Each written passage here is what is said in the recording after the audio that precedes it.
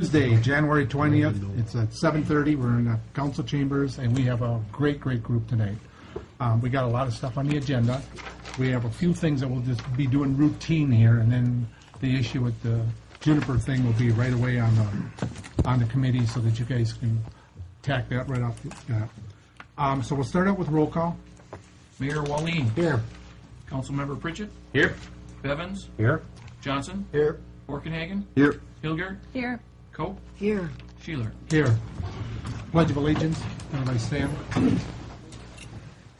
Pledge allegiance to the flag of the United States of America and to the republic for which it stands, one nation under God, indivisible, with liberty and justice for all. Item number 5 on our is the consent calendar. Notice to the public, all matters listed are considered routine. Number 4 comes first. Oh, I'm sorry. Item number 4, approval of the agenda. Voice vote. Move to approve the agenda. Second. We have a motion, we have a second. All in favor? Aye. Opposed, same sign. Motion passes.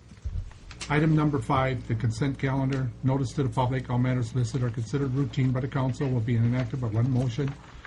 And, Mr. Chair? yes, I just want to point out that items F, G, and H on the consent calendar are also on the Personnel and Finance Committee report. So if there were any questions about those, it would be appropriate to ask to have it removed from the consent calendar and taken up under P and F. Otherwise, P and F will just go right by it. Move to approve the consent calendar. and I would like to remove item I to 9D, Okay. I to 9B. and that's the call for applicants. There's a motion to approve that. Motion to approve the amended. Second. We have a motion, we have a second, this will be roll call.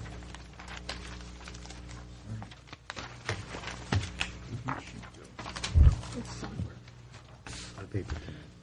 Okay. Pritchett. Yes. Bevins. Sure. Johnson. Yes. Orkenhagen. Yes. Hilgert. Yes. Cope. Yes. Sheeler. Yes. It's approved. Item number 6, approval of bills, transfer of funds, and payments to contractors. See Personal Finance Committee agenda, and that would be Mary. Thank you, Mr. Chairman.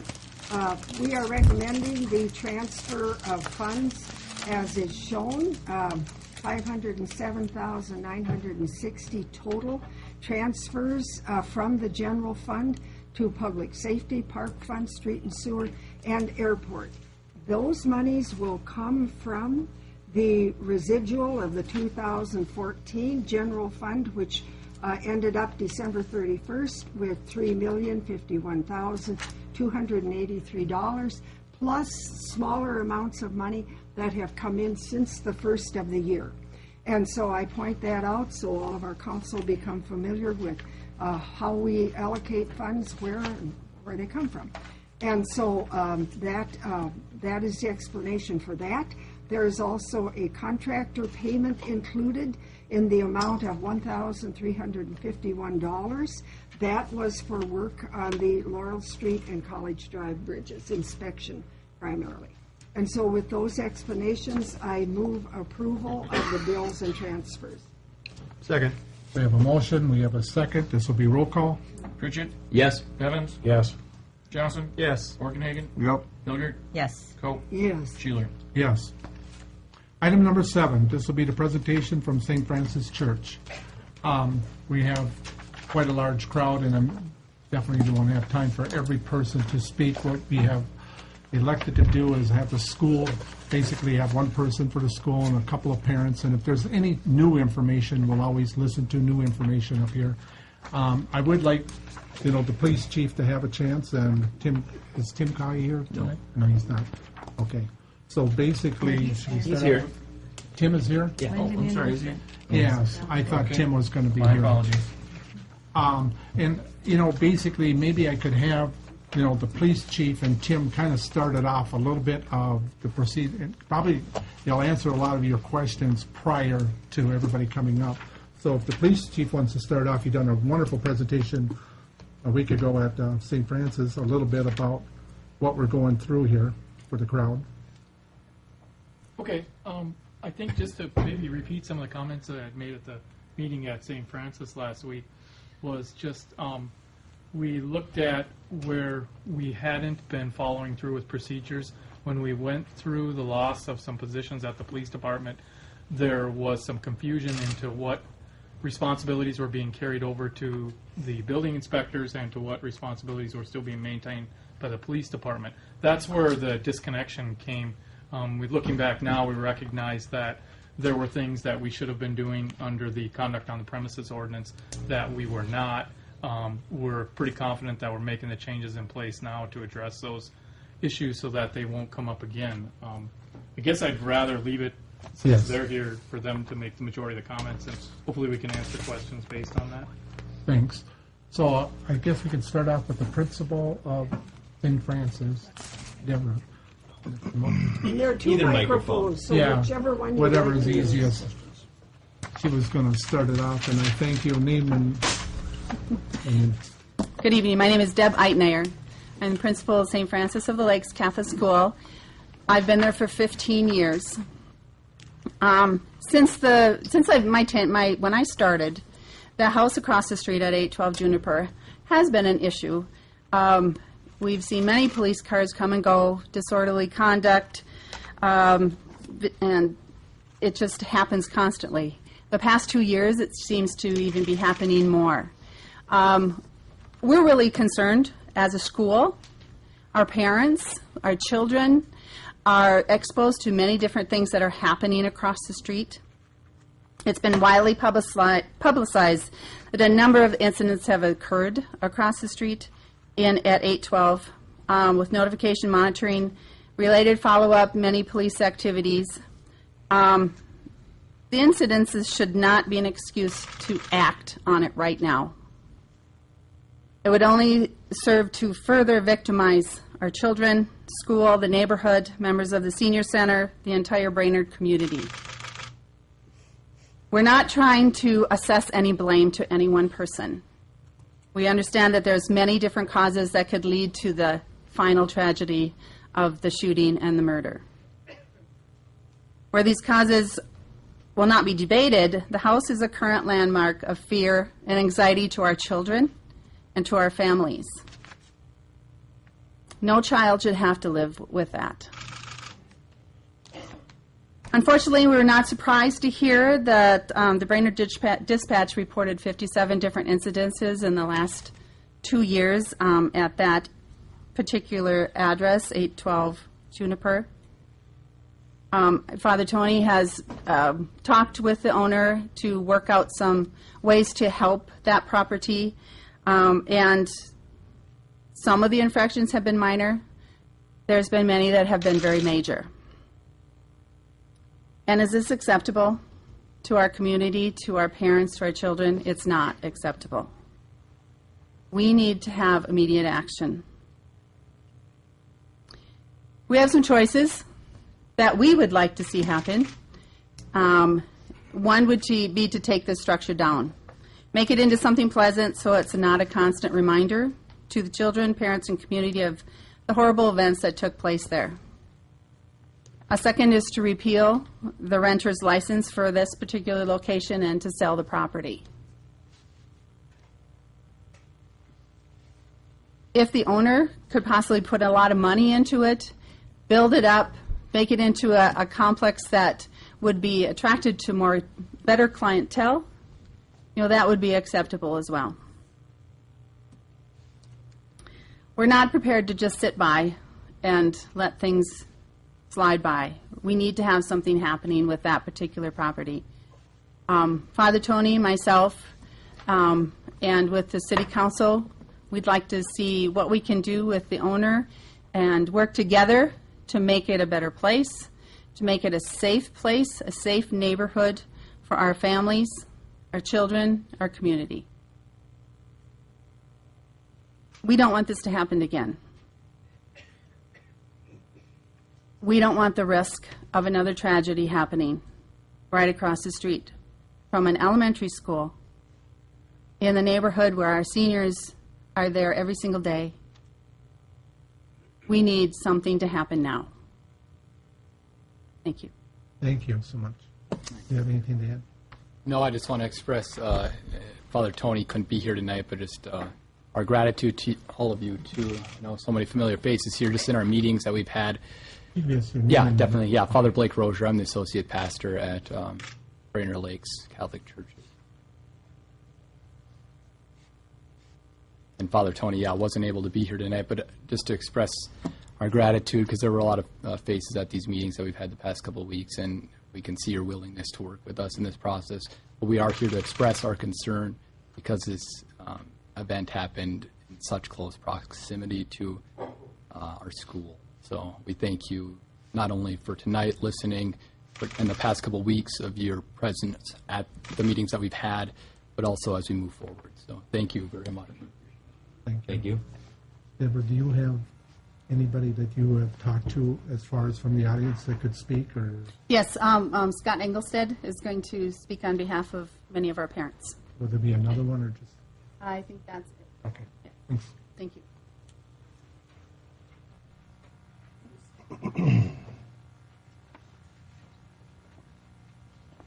Hello. My name is Scott Engelstead. I am, representing the concerned parents of St. Francis Elementary School. I am a North Brainerd homeowner, and I actually live in that home. And I have two children that attend St. Francis, one in kindergarten and one in third grade. 4.5 years ago, I moved here, and I started bringing my, at that time, preschooler, my oldest, to St. Francis. That house stood out to me.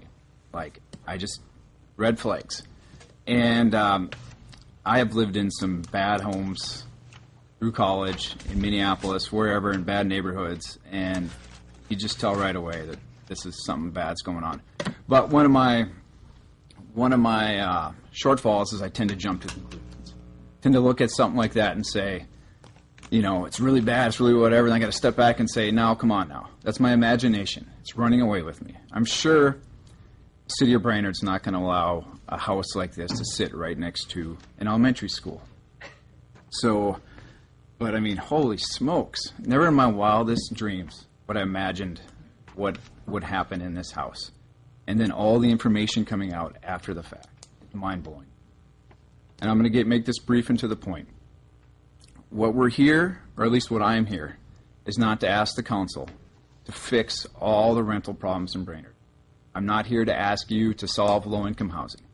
I'm not asking you guys to address and fix houses with 57 incidents. I'm not asking you to fix houses where people have been kidnapped and tortured.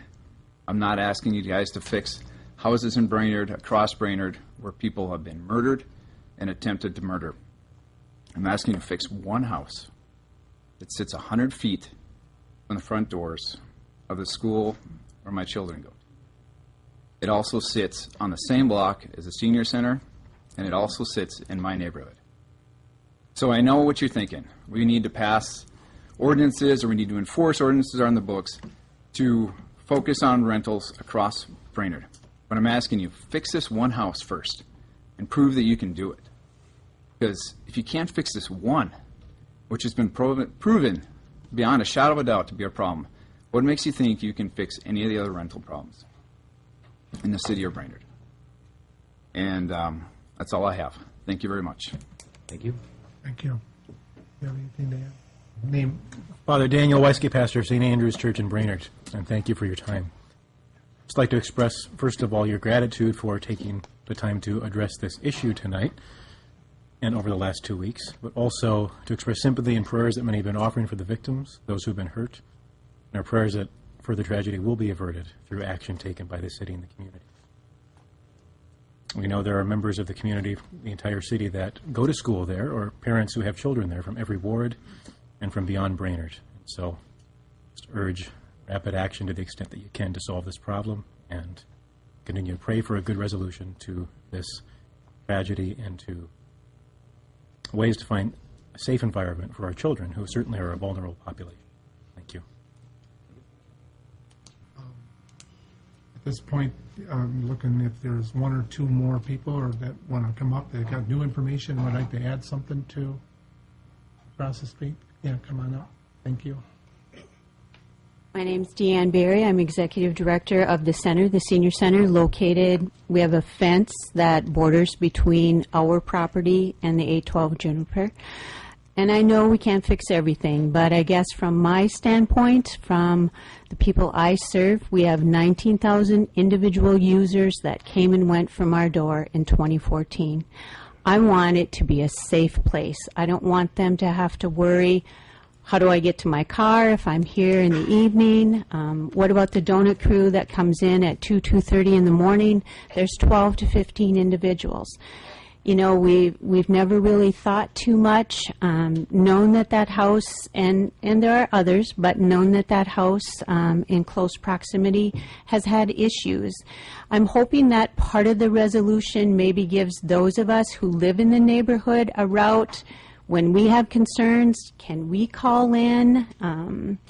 You know, can that be part of the picture? So maybe we can catch something before it escalates. You know, you guys don't have an easy task in front of you, but working together, it happens. Thank you. Thank you so much. Anybody else want to add something? Come on up, Mr. Lindbergh. Gary, is now the time Yes. to hear from a rental property owner? Yes, go ahead.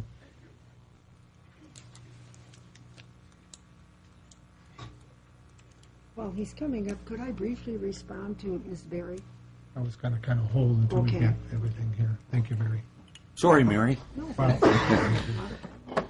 I'll hang out if you want to talk. No, no. go Okay. ahead. Name Council. and address, please. Yes, I'm Jim Runberg. I live in Brainerd along, my wife and I, Diane, own actually 15 rental properties, of which 7 are in the city of Brainerd. We live on Lakeview Lane on the Mississippi River, and it's our year-round home. Actually, the purpose that I'm here tonight for is just to give the good folks in the audience an idea, as well as yourself, although most of you know me, a face of a responsible landlord in our community. We've heard and read in the papers of the tragedy, and I think in the earlier issues of the dispatch, we as rental landlords, all of us, were kind of painted in a negative way. And in the later issues, we have a lot of good discussion. And I'd like to reiterate from last Wednesday's paper, that would be January 14th.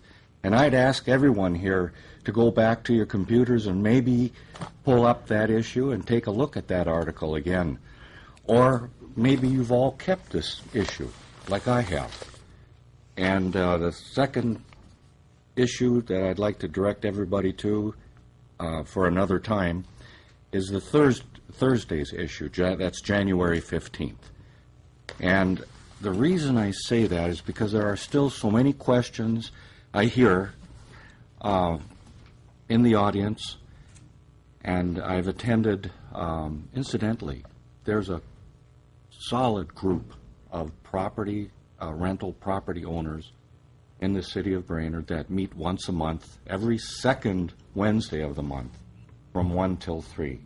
And you're all invited to come. It's open to anyone that would attend. I know Chief Corky McQuiston was there last Wednesday and laid out further in detail, actually, the same information that he shared tonight with us, that there has been a ball that's been dropped. But in the paper, there's clearly an outline of the ordinance and how it is to be followed when there is a violation. Any of us can call into the police department and ask for help. It's there, folks. And because of this tragedy, this sad event, I think we'll see a whole lot of support for all of us in this great city of ours. I love Brainerd. I was born and raised here, and I have made it my home for most of my life, and my business is here. I'm also a real estate appraiser, as you probably know, most of you know. But my second full-time job are these 7 rentals in Brainerd that I own and manage. And I assure you that most of us are concerned with our rental properties to the point of taking money out of our own pocket to put on roofs. I put on 3 roofs over the last 18 months. Painted 4 buildings, and 4 of the 7, I should say. And they look nice. I would live there myself. And that's another point in closing. I would just say, how many of us have rented in our lives? In fact, would you raise your hand with me? How many have rented? In the audience as well. You know, there's definitely a need for rental property, not only in Brainerd, but throughout the United States. Young people, when they first leave home, middle-aged folks, I have retired folks. The people I bought my home from moved to the cities and are renting right now. And they could easily buy, but I have tenants that have moved off of their property, sold their homes, and just don't want to have to mow the grass anymore, don't want to have to shovel the snow anymore. So there's a real need, and we can get through this issue, I think, folks. If you'll remember, do take a look at our dispatch papers again that I've quoted from. All this information is in there. How to go about understanding the ordinance. It's been summarized, crystallized. But I would just say, in closing, I want to quote from Martin Luther King Jr. There was a quote from him in yesterday's paper. And back in 1968, he said, and I'll quote, "Remember, darkness cannot drive out darkness. Only light can do that. Hate cannot drive out hate. Only love can do that." So let's pull together, all of us. We will, and we'll come out on top of this issue. Thank you very much. Thank you. Is Tom or Melissa Lake here? They were invited to speak. If they're here, time for them. I don't know if they're here or not. The owners. They're not here. Then we got time for one more. And Mr. Shaw has mentioned that he would like to speak for a second here. Thank you. Ed Shaw, 517 North 9th Street. I live about 3.5 blocks from the house where this incident happened. I should also say I'm a rental property owner. I run 29 units in the city, 4 on the same block as where I live, either side of my house and across the street. And I agree, there is a solution to this. The solution lies in the current ordinances we have and enforcing it. For years, I've walked by that house almost every day to and from work, and, I thought, well, maybe I should call and complain about it. Family, I got busy. I wish I had. I didn't. The place is an eyesore. The place invites trouble. Looking at the records, there's been more mayhem at that place in the last 3 years than all of my units in the 20 years since I bought my first one. There's no excuse for this. I agree with Mr. Runberg. Most landlords are decent. Most run decent places. Most take care of their places. But obviously there's a few that don't. The owners of this place are certainly in that category. I mean, there's no excuse for how they treated that place. They obviously do no tenant selection or screening. Problems happen over and over again. So to protect, the whole community and all the investments we have in our properties, if properties like this are allowed to stay and continue, the investments I have in my properties will go down the drain. All of us who own property, our values will be undermined by what's happening here, not to mention the safety of our community. We can enforce these ordinances, require people to put on siding. The siding on this house probably dates from the Roosevelt administration or somewhere around there. I don't think it's seen a paintbrush and probably since before I was born, or at least it looks like that. There's no excuse for that. Other cities deal with those issues. We've made progress. Step up the enforcement. If a place doesn't look like something a landlord would tolerate in their own neighborhood, make them fix it up. If not, make them sell out. Have someone else run the place. Tearing places down, not a good idea, no reason for that. I bought foreclosures that were in worse shape than that house and fixed them up. These people can fix it up, or they can get out and let someone else do that. Thank you. Thank you. Is there anybody else? Yes, go ahead. Thank you.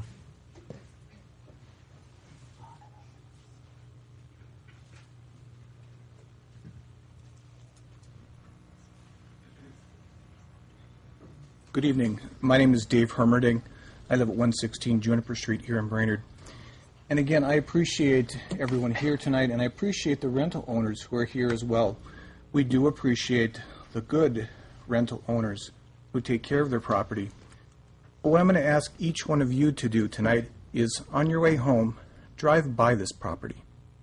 You've heard about it, but I'm going to ask you, and maybe you know the property, but drive by it. There was another incident last week after the murder took place where a window was kicked out in the front of the house. It still sits boarded up, not replaced, not taken care of. The roof is in terrible, terrible shape, and the house just invites trouble. In the line of work that I do, I'm telling you, unless you do something about this place, it will continue to be an eyesore, it will continue to invite mayhem, and it will continue to harm the children at St. Francis. You must act. Thank you. Thank you.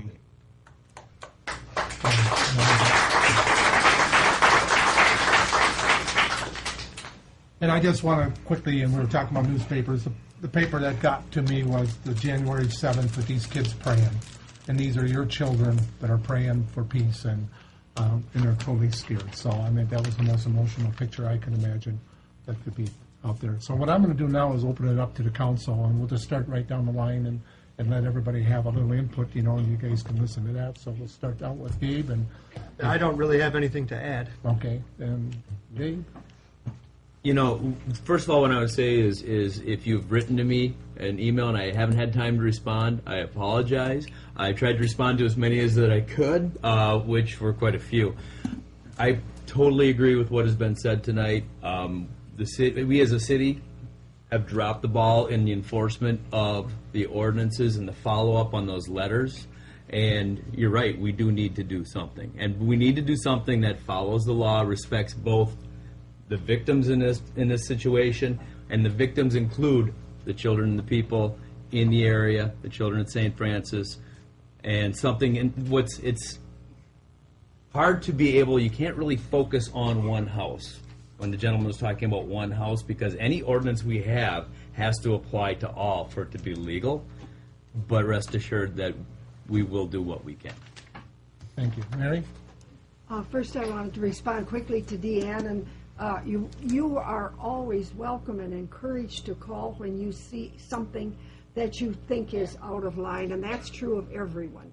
I think it's kind of human nature that if you see something and it doesn't appear to be, you know, nobody's actually choking anyone, it's just kind of yucky, and you think, oh, I don't want to bother the police with this. But I believe Chief McQuiston will say, please bother us. If you see something that appears out of line, irregular, not properly taken care of, call. They will welcome that. And if everyone does that, I think this thing is less likely to ever occur again in Brainerd. And, you know, none of us can make a promise. But I think if everyone, instead of hesitating and wondering, should I do anything, do it. Call, and the police department will address it. And yes, we do have ordinances in place, I believe, to prevent this kind of thing from happening again. I think that the enforcement is on everyone's radar right now. So it is, I think it's definitely going to happen, but it does need everyone being willing to call when you see something that appears to be out of line. It really does need that. I think additionally, the police may need to work a little more with landlords. Mr. Runberg, I thought, made some good points. I've had some calls from landlords in the last couple of weeks as well. And one of them told me this little incident. He had rented, he owns a duplex. He had rented upstairs of his duplex to an individual. a man. And as far as he knew, the man was the sole inhabitant. Within a very short time, there were all kinds of people up there. And within a very short time after that, there was all kinds of ruckus and noise and fighting and hollering and some of them spilling outside. So the landlord went to the police and said, could you help? Could you come and do something? And sorry, Corky, but I think the landlord will tell you the same story. He said he was told, no, that's your problem. You take care of it.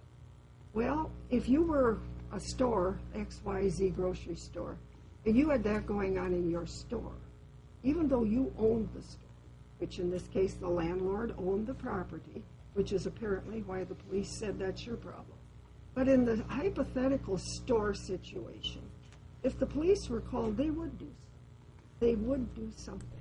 So I think part of the answer has to be if a landlord calls with a problem, the police have to be willing to help.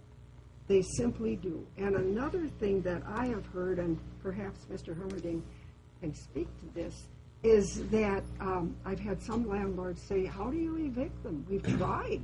How do you evict them? You give them their notice, and, well, I believe if there is a significant problem, the county can help with hurrying up the eviction, and I may be wrong on that, but there is an eviction process in the law that in ordinary cases may make it difficult.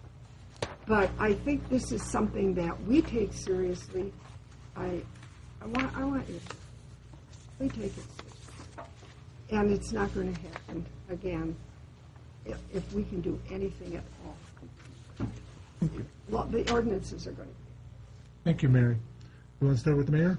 Sure.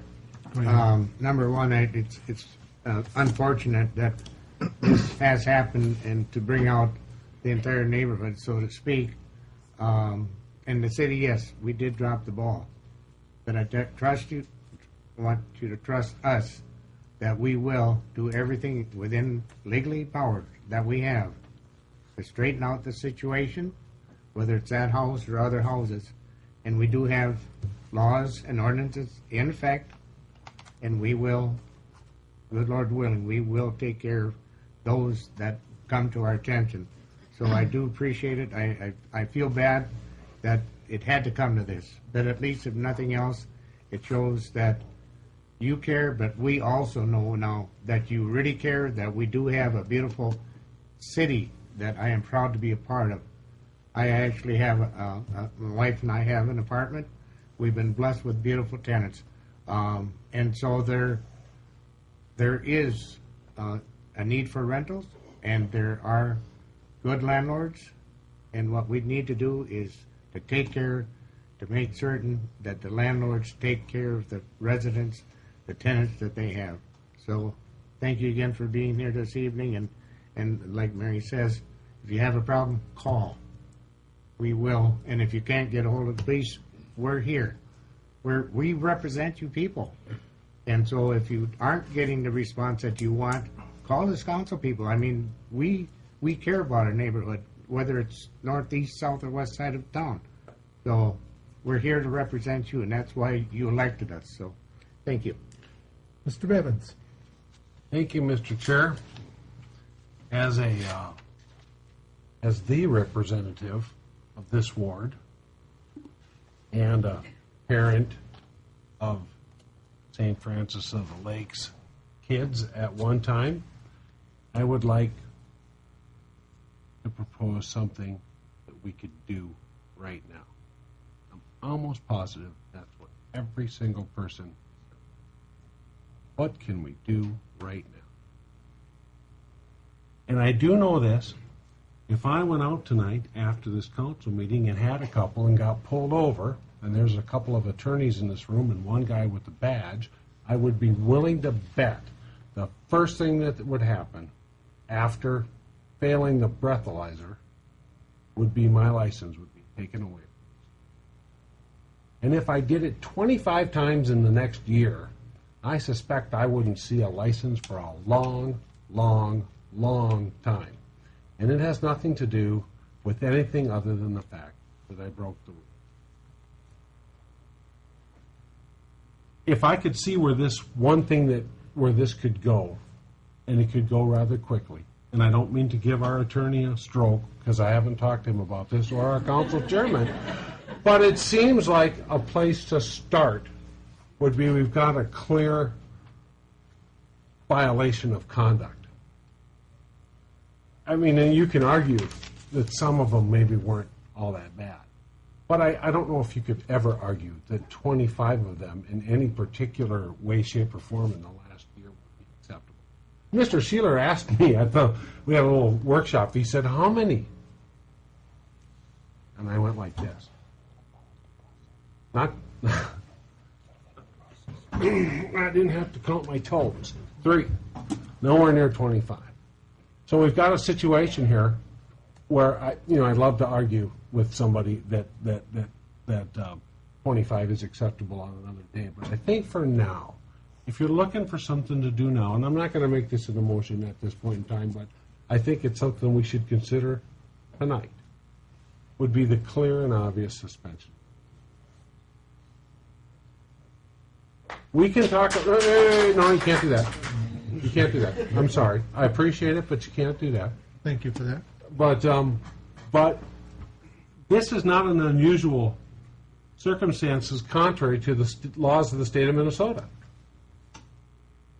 If anything else were to happen like this, you would expect your license to be taken. You would pull it out of your wallet and hand it to the guy who pulled you over, because you know what was coming. I hope. And I suspect that we don't need that ordinance to make that move clear. And that's where I would suggest we would go. A suspension, not a revocation, while we work on some of the other issues as a move forward towards clearing up some of the bigger issues. We can't tear the house down. I don't know. And I hope you understand that. But maybe there's other solutions that can happen. So that being said, I'll stand back and see what everybody else has to say. Go ahead, Sue. Thank you. Mr. Chair. It isn't a black and white issue. It's really a tough one, and I have appreciated hearing from everyone. And like Mr. Pritchett, I started out with due diligence to answer every email personally, and I fell behind because there were so many, and the message was the same. And I understand that as parents, you're concerned for the safety of your students. And as a council member and a resident and a parent and a grandparent, I'm concerned for public safety too. And I'm also concerned for the population that needs a place to live. And while that may not be the population that reside in that house on Juniper Street, there is a significant number of young people in Brainerd who need a place to live, that places like that Juniper Street property are where they're able to live. And so it's a complicated problem that it's just not black and white. And I agree that the things that have happened at that home are horrible. And we don't want things like that to happen anywhere. And the person who lived in the apartment who was shot was a victim of a serious crime, as was the person who was killed. And so that's a public safety issue that the police are engaged in. I had a text message from somebody, and it was a word of good advice, and that was, she has her tenants sign a crime-free, drug-free addendum to the lease, and if the police visit them, she can evict. If St. Francis parents want change, have them lobby for an addendum like that so tenants can be evicted, and that wanting the landlord to tear down the house isn't realistic. And that's true. We can't ask the landlord to tear down the house. But that is, I think, a positive thing that we can advocate for in our town, is the 3 strikes and you're out. No strikes and you're out if it's at a certain level of crime or circumstance that the police are called. And be vigilant. If there's ongoing traffic all the time at a house, and you know that means drug traffic. It's not a daycare where there's moms and dads coming to pick up their kids and dropping them off at certain times. But then do something proactive at that point in time to let the police know, rather than sigh about it, grumble about it, and keep going on. So I said a lot and not very much. No, you did great. Thank you, Sue. Chip? You did really well. I wish I could be that eloquent, but I'm not, so I'm going to go by my notes. I was reminded that although this unfortunate, incredible situation occurred, so much of it is how you look at something. And I've been seeing this as a wonderful opportunity for Brainerd to really get serious on getting it together and becoming the kind of community that we all want it to be. So I'm just going down my notes here. First of all, thank you for the email that I've gotten a lot of, like everybody else up here. It just proves the point that people have a passion about this city and about making it the kind of place where we want to stay. One thing to keep in mind, there is a connection between taxes and efficient and effective government. Although that line, blurs compared to appropriate to who you are, how you think. But as a city like this attempts to put the brakes on taxes, which obviously is a major concern of all of us here, that means not funding a lot of stuff that really should be. And for those who, are all about taxes, it's a give and take. If you don't want higher taxes, you can move to the country where your taxes are lower, but you don't have the kind of services that a city tries to provide also. There are more properties than just this one to deal with in this town, and that's not any new news for anyone in this room. So for us to just look at this one building, I think would be a real mistake in missing an opportunity here. Nor does it end with residential properties. In my mind, there are a lot of commercial properties that are still standing on a wing and a prayer.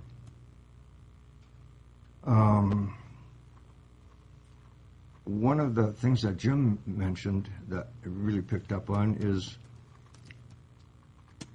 if landlords would provide housing to the degree that it's a place that they would like to live themselves or mind having in the neighborhood, but particularly that first one, I think that alone would go a really long way. And if the landlords of this property were here tonight, I might be tempted to ask them if they would like to live there. I think that's just a good kind of a rule of thumb to go by, maybe. If you're a landlord, if you're a slumlord and you don't know it, you're in the wrong business. If you're a slumlord and you do know it, please go somewhere else. I want to stand up for Corky and the police department. I've spent a fair amount of time with these guys in ride-alongs and visiting with Corky. These guys are trying to do an awful lot with a really tight budget. And they are human and things slip through the cracks. There's a lot of moving parts going on here. I really feel that our police department is just as good as it can possibly be, all things considered. The last one is we're all in this together. Like everybody here has said, I've driven by that home a number of times, and some other ones that really bother me too. And I'm thinking, wow, this is just, what a sad state. The more we hear from the community, the easier it is, the more in tune we are, and the more we can come together on finding solutions for situations like this. So please don't ever hesitate. The days of being a snitch, I think, those days are gone. We all need to be responsible for each other in the community. We all need to work together. Bottom line is, it takes a village. We're limited as to what we can do, but with your help, we can seize this opportunity and make this a really good day for the city. Thanks. Thank you. I want you guys to know that this is probably one of the best councils, and you've seen councils in the past that bicker, fight, and never get anything done. We do not have that council now. We've got a council that really works together. You will not see any bickering or fighting, and haven't in years here, so it's been great to see that turnaround. With that, we're going to work together very hard to go forward and work with your issues. We got over 30 emails. I apologize too. There was just a lot of them, and I appreciate every single one. I want to thank you for, and I would like to return every email back. I even asked Patrick to help out on that. I've had some meetings at St. Francis, and I'm going to plan on doing more of that to see what's going on in the neighborhood. I totally understand your concerns there. One of the concerns that I heard is a school notification when the police arrive. The kids are scared, the faculty is scared, basically the parents are scared, and they're not notified when the police arrive or do anything in the neighborhood. And we should have a police officer notify at least staff immediately, so they know if they should shut the school down, or if there's a major issue, or if it's just a hand slap that's going on outside, But you have no idea with what's been going on, and the fear of God is in all of you every time you see police now. So maybe we can, definitely work on that issue. And the council needs to be notified. We have not been notified of the incidents until this happens, so we need the notification too when there's activity. And Mr. Bevins brought up the figure 3. I was looking at the figure at least in the low digits too, 3 to 5 times in a year, and we should be notified that this is a hot spot, and we got to start taking corrective actions. And we should be asking the landlords for corrective actions immediately when the police are called. What form of action are you going to take now? Because these calls are coming here, and a reply, so that we have some grounds of saying that at least they were notified. In 2013, we started with an intern, Laura Leckman. She went out and basically cited almost 1,150 citations in Brainerd on code violations, going from neighborhood to neighborhood, trying to do the best and trying to do some cleanup from previous years that was kind of lacking. Last year, Nathan done a great job, and these are 2 interns, and he went over 1,000 citations. I know a lot of people are not happy with it, but the presence of the city, and that's what you guys are looking for, police presence, our presence, the presence of the city in these neighborhoods that are blighted or need attention is what you're looking for. So I really encouraged, that you help cheerlead that we continue with this intern process, to continue with the code enforcement for the next years and years after. We're also in the process of a building inspector or a rental housing inspector. Which one are we looking at? Building right now. And it has the responsibilities of rental inspector. Yes. And that person basically, we have around 3,000 units that need to be inspected in a 3-year period. So this person has to do approximately about 1,000 a year. Go into the rental units, check them out, and make sure. And basically they set up the appointments and everything. Again, we're not only doing that, but it's the city's presence in these neighborhoods, in these homes, to check them out and to bring that back.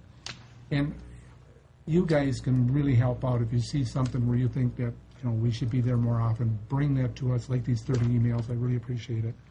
I look at it, we want to fix it as much as you do. So in closing, I just want to say that these 57 calls that we had in the last 3 years are very costly to the taxpayers.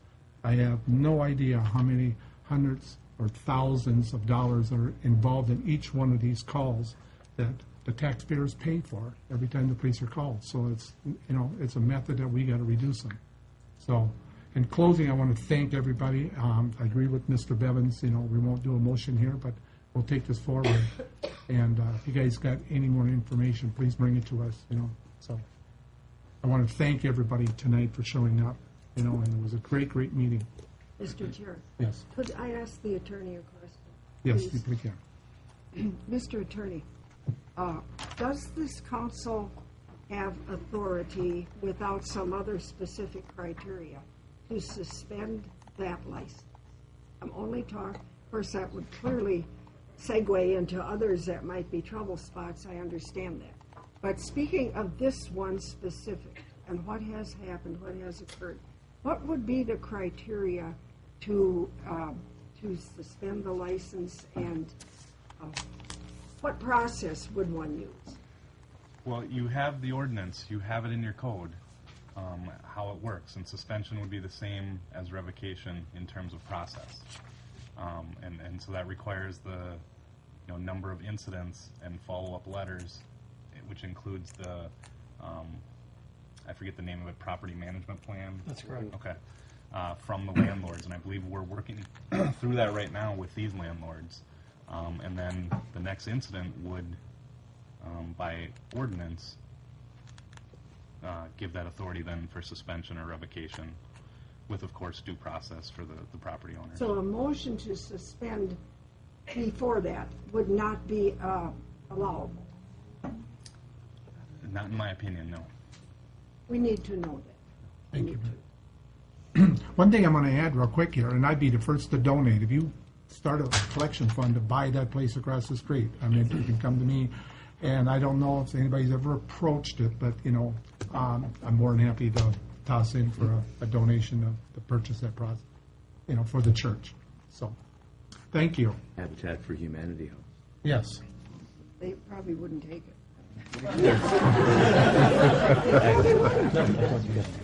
Really? So with that, we're going to move on, and we thank everybody here. We got a long evening. We'll start out with number 8, council committee reports. Packets are prepared, and we'll start out with the Personal Finance Committee. But you're all welcome to stay. Yes. As we go through this packet right here for one thing. A1 was ready on the agenda. Right. 8.2, crowing soil and water. Go ahead, Mary. Yes, we've got that. Now, just be patient. Thank you, Mr. Chairman. Yes. We had a lengthy meeting and a lot of discussion, and we may have more like that. And the item that, number 2, Soil and Water Conservation District Community-Centered Runoff Mini Grant. At the last meeting, that was referred to our committee for some specifics relative to the cost. And so, Mr. Chair, does everyone have the memo that we had prepared relative to the MS4? Yeah. It occurred to us that perhaps the council is not familiar with what the MS4 program is and why it's necessary that we proceed with this. So hopefully you'll all read it if you haven't. But it's very clear that being proactive now will save us money in the long run. And that is what the council has been trying to do over the years, is do actions that we can do to be proactive that are not terribly expensive. And so the cost of this program to the city of Brainerd, of this particular issue, is $4,450, or 32% of the total project cost of $14,000. 68% is being picked up by the Soil and Water District, I believe. And so we are recommending that we proceed with this. If you will read the entire memo, you will see that by 2018, when our next permit is due to be issued, they will begin to crack down on the condition of stormwater runoff and more of those things. So the more we do now, the better off we are. And so this is really a proactive and low cost, and with that, our committee unanimously recommends that we proceed with this project and approve the city's total of $4,450, which is in kind. And the question was asked to our engineer, do you have that kind of time available from your crew? And he said that we make time as we go through our budget every year. We look at this kind of project, and it's kind of incorporated in our total. So yes, we will make time. So I move the approval and participation in this. Second. We have a motion, we have a second. All in favor? Aye. Opposed? Same sign. Do you want to get any? Any discussion? Not Right. really. No, I'm joking. I know. I could go back. Any discussion on it? No? Okay. I apologize. That's perfectly all right. Thank you very much. A3 was on the consent calendar. A4, Mary, replacement. Let's see, was, No. A4C was not. Yep. Go ahead. Right, 3C. I'm sorry. 3C, the paid on-call officer payment and mileage reimbursement. That's something that's kind of been going on, but hasn't been put in any formal process or really identified. And so it was thought that it should be identified clearly up front. The cost for 2014 is, of course, now we know what it is, and it's about $127,000. It runs between $120,000 and $127,000. It only applies to the officers when the two chiefs, when they drive their personal vehicles to emergency calls outside of the city limits of Baxter and Brainerd. And so we move to approve this as presented. Second. We have a motion, we have a second discussion. I have one question. Under mutual aid, this would also fall under mutual aid, so when we're called to other cities and mutual aid, basically they get paid for that, and we don't get paid, right? Connie's shaking her head no. I don't believe that this is for mutual aid, Gary. This is when we're providing services to our fire service districts. So when they go outside of the city limits of Brainerd and Baxter, that's when they get mileage. Okay. I don't believe it has anything to do for mutual aid. Okay. Thank you. Did we vote on it? We have a motion, we have a second, all in favor? Aye. Opposed, same sign, motion carries. Thank you, Mr. Chairman. Item 5 was the replacement of the rental building inspector. A4. Yeah, 4. Yeah, 4, I'm sorry. The rental building inspector position. And we had lengthy discussion. We had some landlords there who weighed in on the discussion, and other folks who gave us a lot of help as we discussed it. Clearly, it was the unanimous feeling of the committee that we need the position, and it needs to be full-time. Currently, or under the current contract, it is called a building inspector, and the person does not only rental inspections, but some building inspections. And so although it's still being called under the proposal, the building inspector, I'm asking that we research what the rental inspector criteria would be. Our job description right now reflects building inspector as versus rental inspector. I think that's another subject, but one I want to pursue. I believe we do need someone to work full-time as a rental inspector, and I believe the money we collect for rental inspectors, frankly, should only be spent on rental inspections. And so after much discussion as to staff person within the city or contract person, the motion is that we authorize the process to begin immediately to replace that person, and that we would consider both a contract, which would not necessarily mean a contract with an agency, but a position within the city as a contract, which could be possible, or in-house, that both will be reviewed and brought back. But for now, we wanted to start the replacement process immediately, and that's the motion. Second. We have a motion, we have a second, we have discussion. I have a question on that. There's a timetable on there that's pretty urgent with Scott leaving. And have you outlaid your timetable? I mean, you use the word immediately, but Right. that could be a whole year. No, it's not going to be a whole year. We did talk to Patrick about that, and I think we get the process started, and then we go from there on the decision as to which way it will pan out. You want to add to that? administrator. It would take between, I believe, 10 to 12 weeks is what we had told the committee. And what I recall the discussion was that we would bring this back to the next agenda with the job description, the proposal comparing the employee versus contract, and then the council would give staff direction as to which way to proceed. Exactly. That's the way I understood it. Exactly. And So that's the that motion. February 2nd action will be taken to move forward.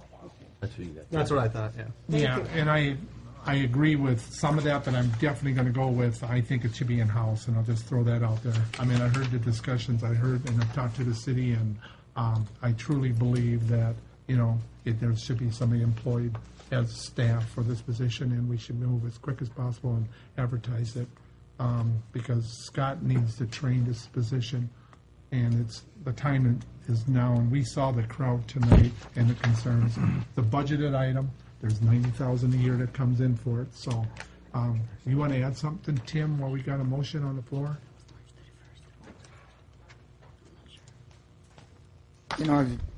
The last two council meetings, I've tried to supply as much information as I can, and I just feel like I'm failing my job not to make it really clear on how important this position is to be in-house. We sat here tonight in front of a crowd like this, and Corky kind of pretty much explained it was a disconnect. And we're talking in-house employees disconnect. I've worked with contract inspectors when we first started this program, and I don't want to be standing here in a couple of months in front of you with another crowd on an incident where something was missed, something wasn't covered. I just can't emphasize enough how important this is. I mean, we've taken a program, and staff has worked tremendously hard to make it successful. We got to replace somebody. I'm all about being as efficient as we can, maybe hiring a contract inspector if we could. This is an enforcement position. Our consultants we paid money to said enforcement is not a contract inspect type position. I mean, would we start hiring security officers for Corky to go out and do law enforcement? I'm a little bit. I just want to make it clear. It's something that, a month ago we were standing in this room handing out awards because a carbon monoxide detector, one thing, probably saved 4 lives. Like I said, I don't want to be standing here 6 months from now trying to explain why that didn't happen or how we missed it or the disconnect. The landlords want somebody to come to talk to when they have issues, and that's not going to happen with a contract inspection position. I don't know how to emphasize it anymore. I'm just hoping we can move forward with it. We'll try to get the data we can, but it's hard to put that on paper. Thank you, Tim. Mr. Chairman, Yes. I think a lot more is left out than what's been said. In other words, I think there's more obfuscation here than clarification. And whether that's intended or not, I don't know. The very position that our current inspector is vacating is to go on a contract basis with other communities. They apparently see a great value in going on a contract basis.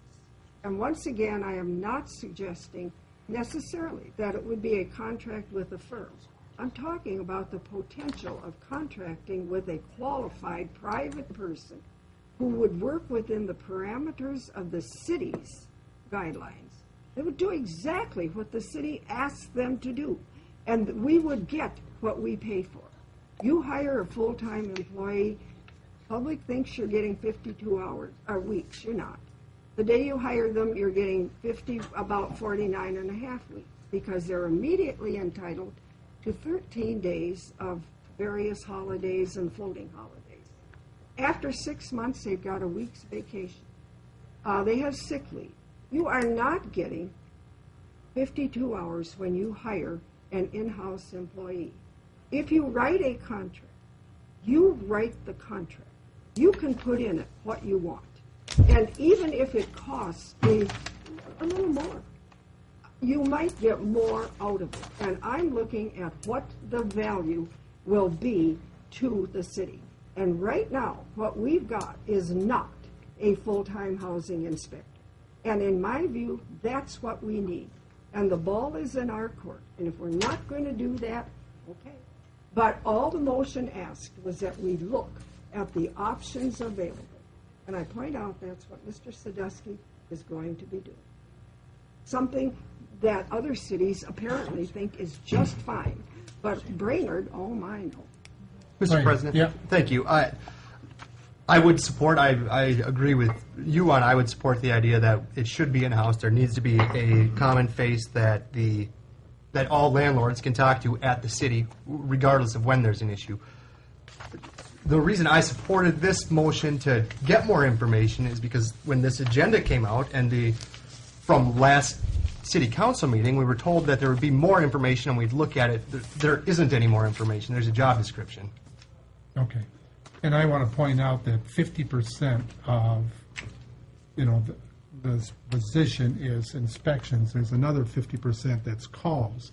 And if you contract this out, those calls are still coming to City Hall, and there's, and maybe, Tim, you can explain that for a second. Yes. 40 to 50% of the time is the actual inspection, but there's calls, there's correspondence, there's contacts. We sit down the first half hour of every morning to deal with the issues from the day before so we can help resolve them as soon as we can. I tried that with our other position, and I believe that's why council wanted to go with more control with an in-house position. One issue we keep forgetting about here is this position also does our nuisance inspections. When we lost our crime prevention specialist, all those duties come down to the Department of Building Safety. We have an intern that comes in for no more than 67 days a year. Chris, correct me if I'm wrong on that. Yep. The garbage in the yards, the ice on the sidewalks, the lawn grass, that doesn't stop in that 67-day window. This position also does that. It just makes efficient common sense for that person going out on inspections, covering those areas and covering those issues at the same time. We've tried to be as efficient as possible when we reduced our department by 25%. We took one inspector position away. Our inspections have went from 2,000 a year to between 3,000 and 4,000 a year just in the building inspections alone. This position also fills in when we got sick people, we have personal leave time, we have training time. I'm just having a hard time wondering how we're going to keep up in doing a good job. We worked hard at making it what it is. I'd like to see it continue. Any more? Mr. Chair. Yes, go ahead, Sue. I can't make the numbers work when you say there's 3,000 rental properties, a third a year, 2,080 work hours in a year. How long does it take to make a rental inspection? A rental inspection can last anywhere from 45 minutes to 2 hours. Because in my math, it seems like you have to be, that position's doing an inspection every 2 hours every day. Right. But many of them don't take that long. Paperwork. So, but also you got to keep in mind it's the correspondence issue and the 812 Juniper issues. They take a lot of time. It takes a lot of staff time to stay on top of it. And like you said, my concern is the disconnect. Like I said, it happened in-house. It's going to be another step and another process. We're going to lose control on how that works. I'm going to let Patrick answer your question here, Sue. Yep. To address part of your question, Sue, we talked about this during committee, and in the actual physical inspection, that's about 50% of the time in talking with the staff. The other 50% of the time is the paperwork, the numerous calls that we get before constantly, because we talked about doing the inspections, and I included in the report, if a renter or someone has a complaint, we do follow-up inspections, and so it's more than just the 1,000 that we do. We're running into about it. Part of it is too. Then we just had the employee was out for 2 weeks due to an unforeseen reason. Otherwise, we would have provided more of the information. But half the staff, or a third of the staff, was out, and so that's why we came up with this added memo tonight, rather than a full detail. And we have to keep in mind there's also re-inspections that come involved in that. And with each reinspection, there's probably 1 or 2 pieces of correspondence and phone calls. I mean, if you ask any one of the landlords in the audience here, I think they're going to tell you we've done nothing but a fantastic job, and we've tried.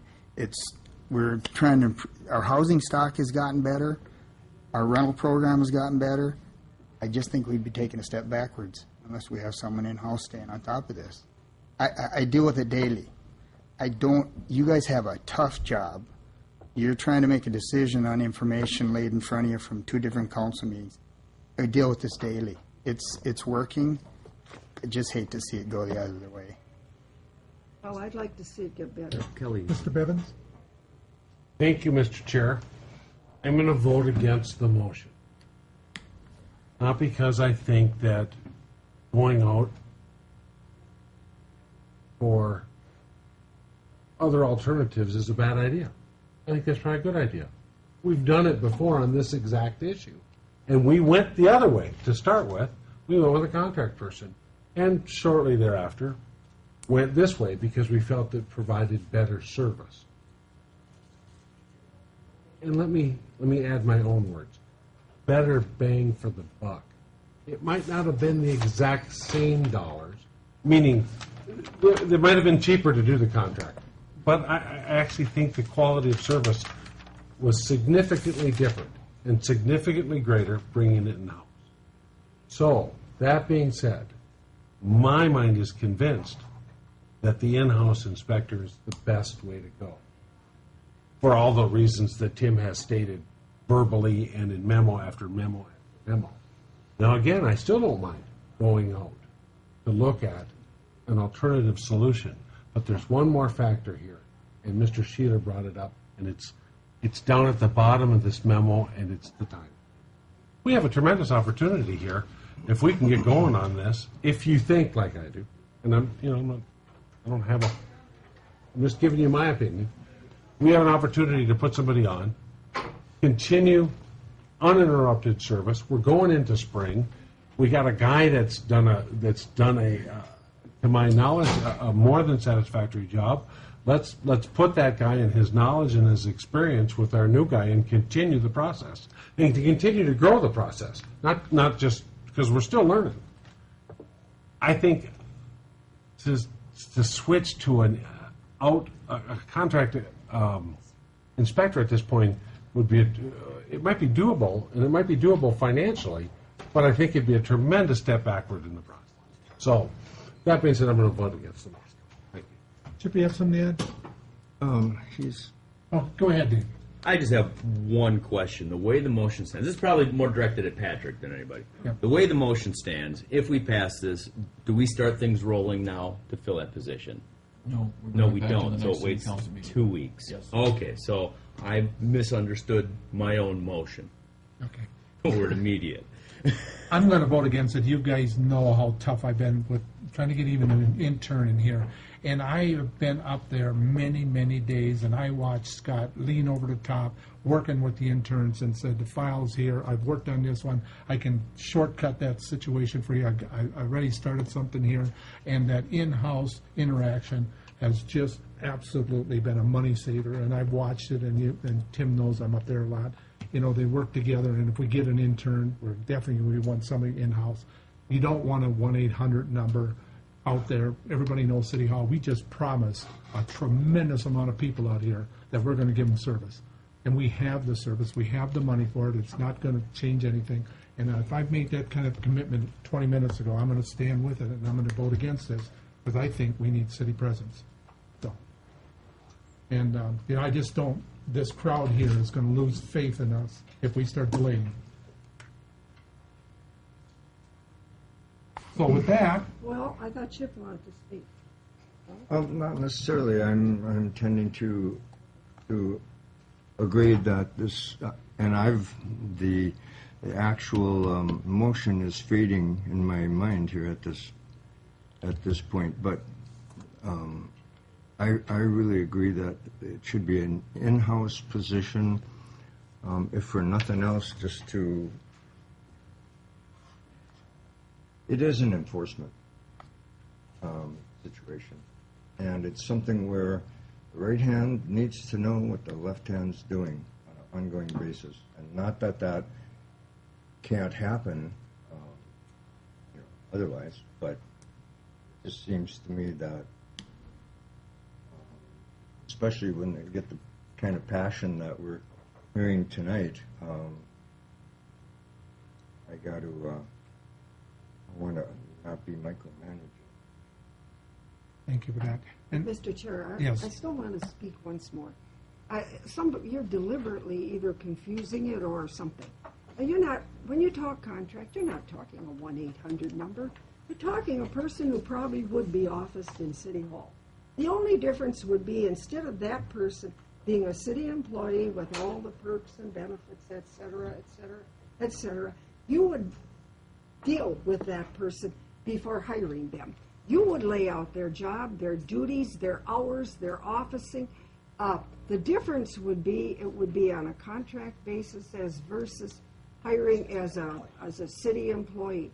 I think it would be better. I too am committed to doing better, and all I'm hearing is more of the same old.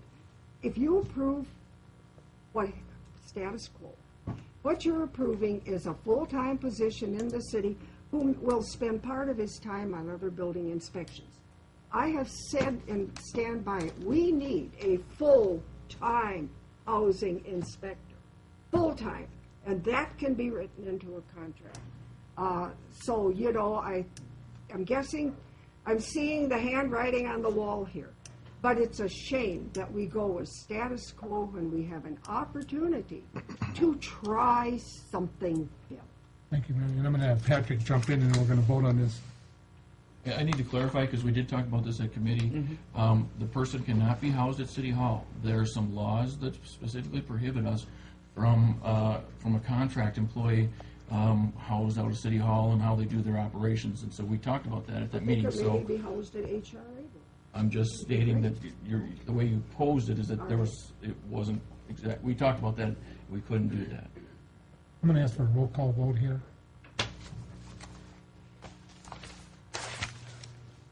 And basically, if I'm going against it, it's because we got to move right away also, so, go ahead. Is one further question. Mary's point of having an employee also subcontracting for another city, is that something that can be written into an employment contract, that when you work for Brainerd, you work for Brainerd? There was a waiver given to the existing. The contract didn't read that way, the waiver. My contract says that. I can only work for Brainerd. I'm not sure what you're asking me. I think that'd be a question for the attorney. Because when Scott was hired, he was allowed to work for these couple of other groups. That wasn't in the job description. It was made specially for him. And that's the truth. And we're going same old, same old. And I think one thing that needs to be pointed out here is what I've heard described here would be an employee. Whether you have a separate employment contract with that person or not, that's still an employee. So I don't know. I mean, I think we may be talking about two different things here with an independent contractor versus an employee. If you house them in city offices, you direct their work, you do all those things, they're an employee. I mean, you pay employment taxes on them, you know. But you could have a different contract. No, not with You the have to collective pay bargaining. employment tax and PERA and offer them the same benefits that you offer any other employee. Union work. With that, go ahead with roll call. Pritchett. No. Bevins. Nope. Johnson. Nope. Borkenhagen. No. Hilgert. No.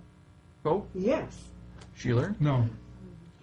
So now I'm looking for another motion. I'd like to make a motion Go ahead. that we replace the building inspector immediately. Second. Now.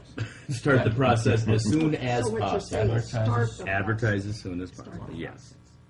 Thank you for that. We have a motion. We have a second. Discussion? Mr. Chair, I support the motion.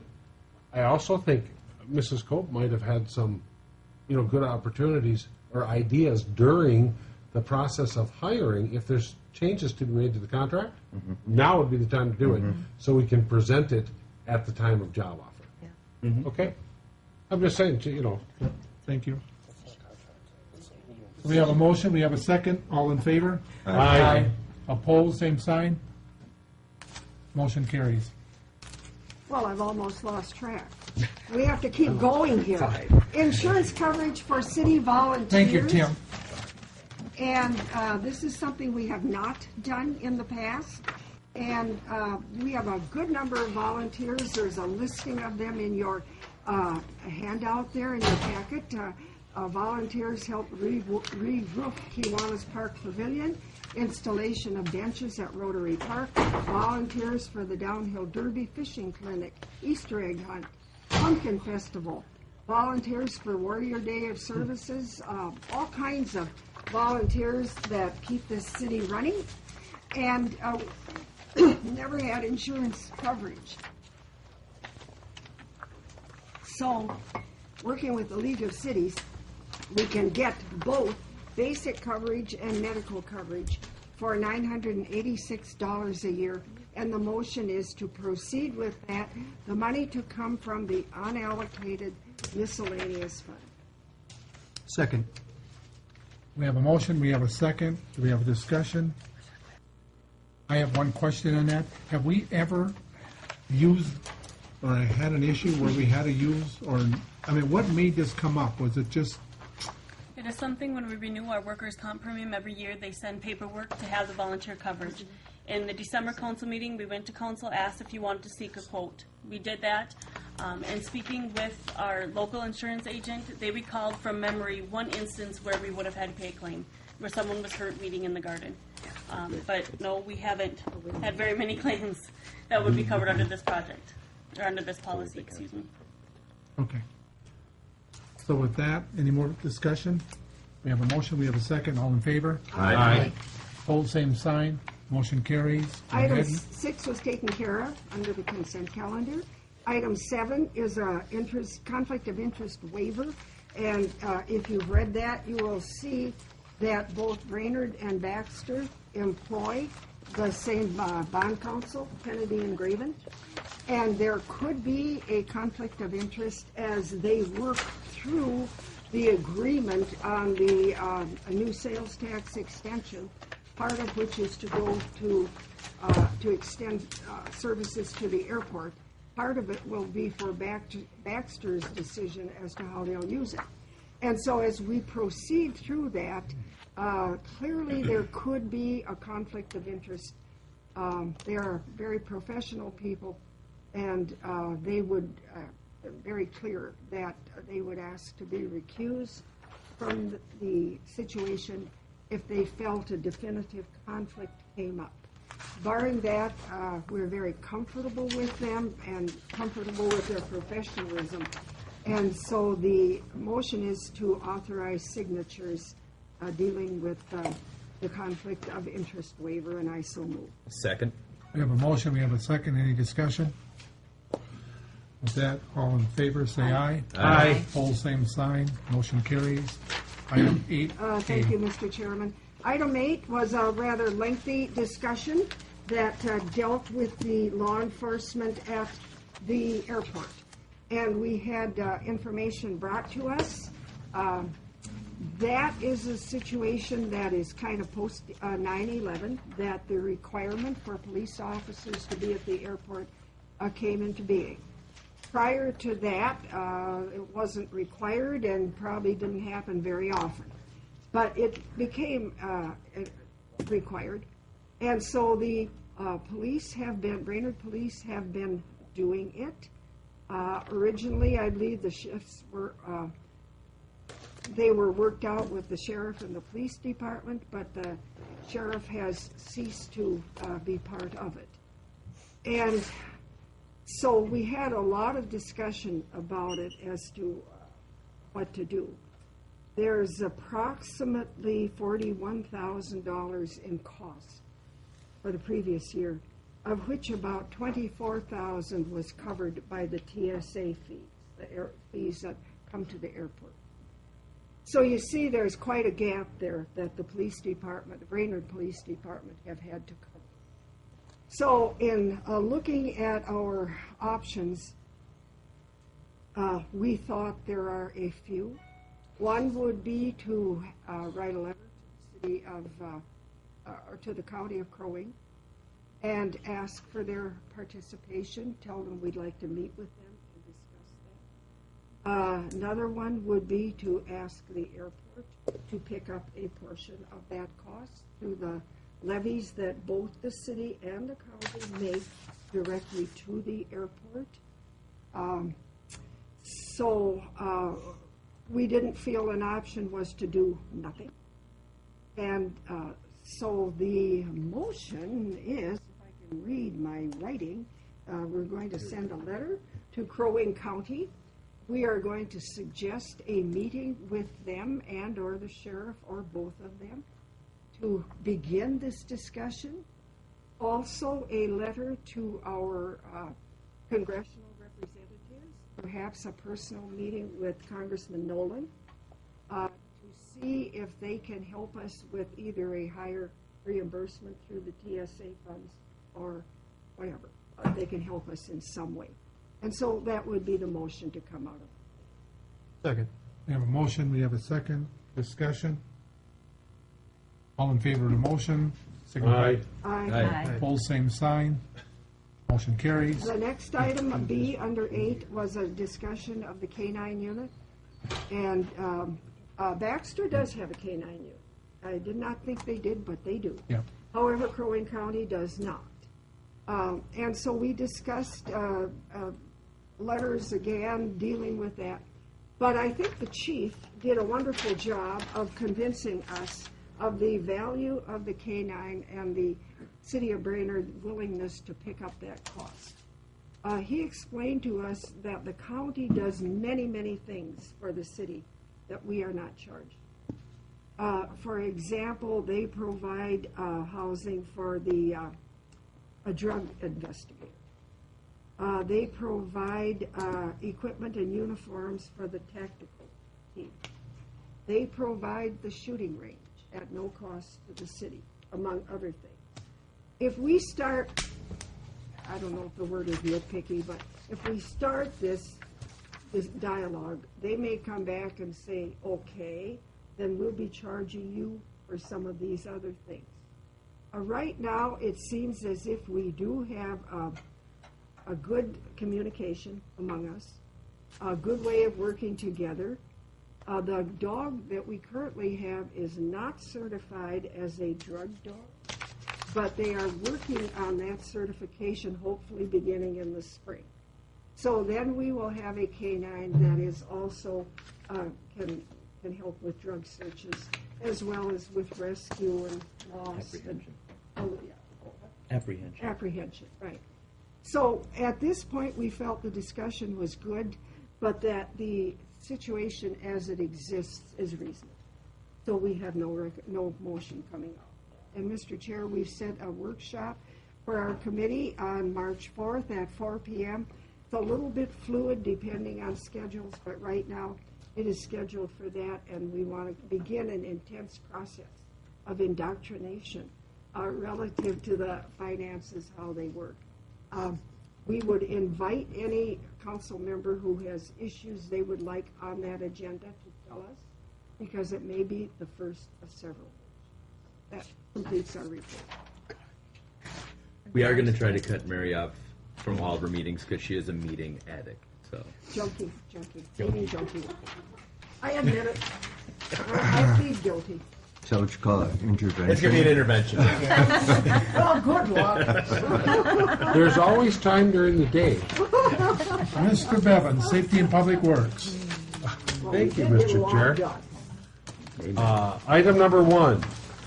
The move is, I move to authorize and advertise for bids for improvements 1401, the 2015 microsurfacing, improvement 1410, the sanitary sewer block 160, improvement 1502, the 2015 seal coat, and improvement 1504, 2015 crack sealing, and I move that authorization. Second. We have a motion, we have a second. Any discussion? All in favor, say aye. Aye. Oh, wait, Same. did you have discussion? I had my hand up, Mr. Chair. I No. missed it. I Go would ahead. vote aye. It was just an FYI that the sanitary sewer block 160 is actually a project from last year that the bids came in too high, that we sent back out for rebidding this year. And so I just wanted to notify that. That's actually not a 2015 project, but it's going to be. And that's North 9th through North 10th for the holiday to, or Holly to Grove. Just a FYI from last year. Thank you. Item number 2, the move is to accept the street striping agreement with Crow Wing County and supporting documents, and I so move. Second. We have a motion, we have a second. All in, Mr. Chair? Yes. Just an FYI, the engineer asked us to point out that the prices on this year's street striping agreement are awesome. You got to trust them, but to give some good news, they really came in right on. any more discussion? With the motion and a second, all in favor, say aye. Aye. Opposed, same sign. Motion passes. Thank you, Mr. Chair. Item number 3, I move to set the MS4 annual public hearing for Monday, March 2nd, 2015 at 7:30 p.m. Second. We have a motion, we have a second. Discussion? Learn all about MS4. Yes. All in favor, say aye. Aye. Opposed, same sign. Motion carries. Thank you, Mr. Chair. Item 4 is the petition for a street vacation. The motion is to set the public hearing on the request for Tuesday, February 17th, 2015 at 7:30 p.m. Second. We have a motion, we have a second. Discussion? Mr. Chair, Yes. this is not a motion to approve the petition.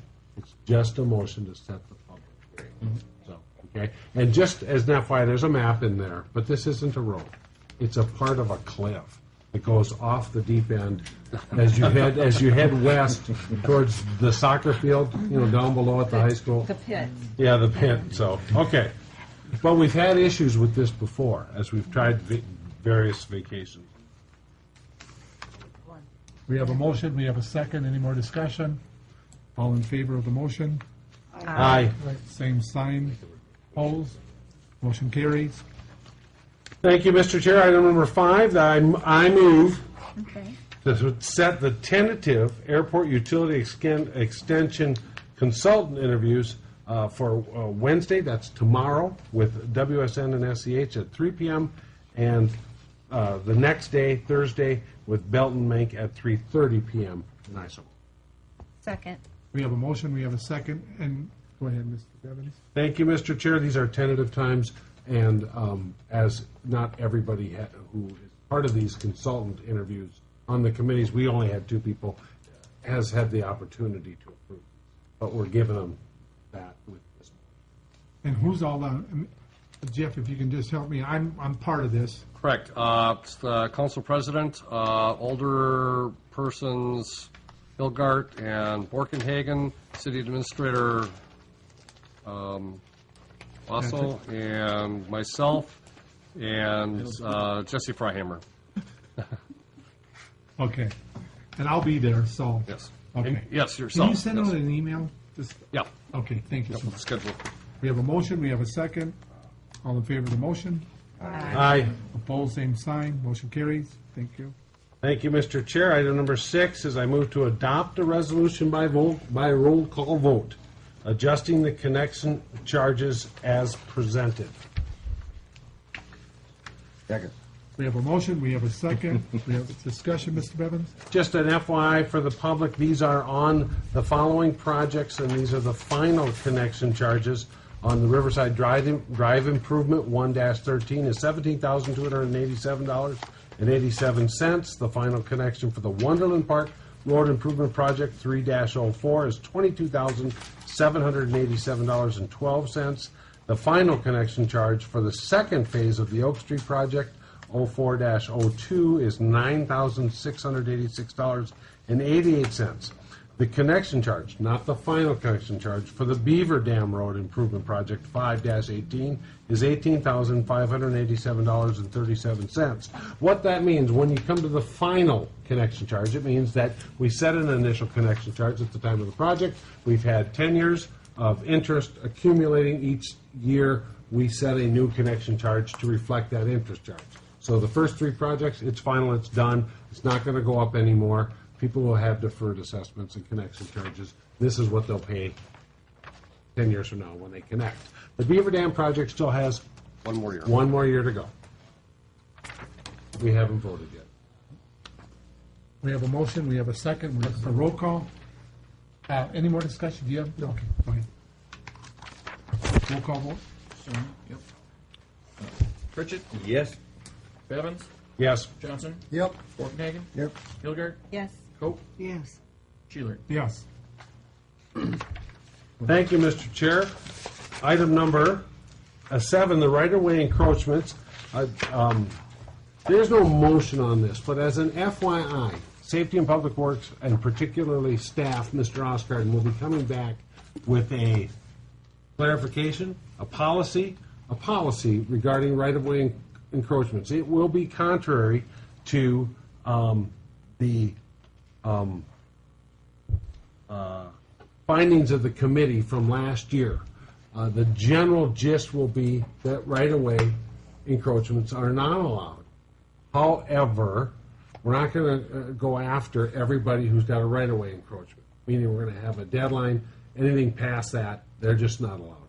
So we're not going to have people going and putting fences up in the street, in the right-of-way, in the places they shouldn't. But we are going to have opportunities where we may have to remove certain existing right-of-ways, not just because they're there. We're going to allow them, but if there are reasons for safety or utilities, or the thing's fallen down and needs repair of more than 50%. So what's that, Chip? Or complaint. Yeah, or complaints. So there will be a number of reasons why we could go back and take an existing one down. But if the fence has been there 50 years, we're not going to go on that hunt. We're going to let that one go. But from here on out, if you put, and we've all heard it, a lot of them are fences, and not only is it in the right of way, but there's no fence permit taken, and there's other problems. So we're going to try and solve the problem from here forward. So, and you certainly can ask questions, but I'd rather have you wait until you read the actual policy. But it's up to you, Mr. Chair. And I just want to throw this out there. The last 3 that I checked said we don't want our kids walking on the grass, is why they put up the fence. So,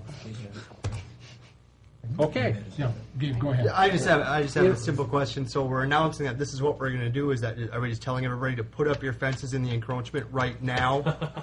Because we will allow it, is basically what we're saying. Somebody could hear that. The line possibly? in the sand was yesterday. Okay. We don't have the paperwork yet, so I don't know what it's going to be. The right-of-way ordinance language was actually 2009. So one of the discussions we had in committee was to make the line in the sand 2009. Okay, so you don't have it in front of you, and I don't want to put anybody here. We got brilliant minds working on this right now. Okay, so that's all FYI, but I just want to let you know that you're going to have something to vote on, to see, to touch, to read, to vote on next meeting on this. So we're going to put this one to bed. The main thing that I really want to stress with that is it's critical that we then stand by our rules. What we put our employees into is a situation that just it makes it impossible to do business on this issue. We have to stand by what we say or not. And if we don't, we can get rid of the encroachment or the right-of-way ordinance. Mr. Oscarden offered that this evening, or rewriting it or such. But 20 other cities all agree that the right-of-way has to maintain some city control. 70 other cities. I was a utility. 120 other cities. I was a utility contractor. I used the boulevards, and that's where everything went, from fiber optic and everything else. The cost the additional cost that was burdened by many for having fences, because then you went from trenching to boring, which you went from $1 a foot trenching to $6 a foot because this person has a fence up. That cost gets passed on. So I want people to understand there's a tremendous cost for the utility companies when people put obstructions in the right-of-way. And that cost gets passed on to everybody else from, when cable goes in, gas companies go in, fiber and everything else. That area is for those contractors to work. And to keep the kids off the grass. Yes. All right, thank you, Mr. Chair. We'll move on to the final item, which is a report from Mr. Scott Magnuson and Mr. Todd Wickland from the Brainerd Public Utilities regarding progress on the dam. As always, in a situation like this, there's all kinds of rumors and stuff. Thank goodness we haven't found any dead bodies in the dam yet. However, things that they wanted us to know. The contractor is currently working on the site on the project. Together with the engineers of FERC, which is the Federal Energy Regulatory Commission, we, the City of Brainerd and the Public Utilities, are proceeding with an interim repair plan to get the apron ready for spring runoff, with a finish date of March 1st. This consists of replacing 1 foot of concrete that was milled off on the east side of the apron with a new 1 foot of concrete doweled to the existing concrete. The chute blocks, where the water comes through, are installed on the east side of the rollway as designed. In conjunction with our engineers and FERC, we are working on a long-term design for the downstream portion of the dam, or the spillway. The interim repair satisfies FERC's concern that the apron is a potential failure mode. I want to repeat that. The interim repair satisfies the Federal Energy Regulatory Commission's concern that the apron is a potential failure mode. I am not an engineer. I'm just repeating this, that this is just to, hopefully we'll continue to get updates as to how the thing is progressing throughout the winter. I'm not saying there's no problems. How do I know? I'm not over there. Mr. Sheeler's been there. I'm sure there's, I have problems at my place every single day.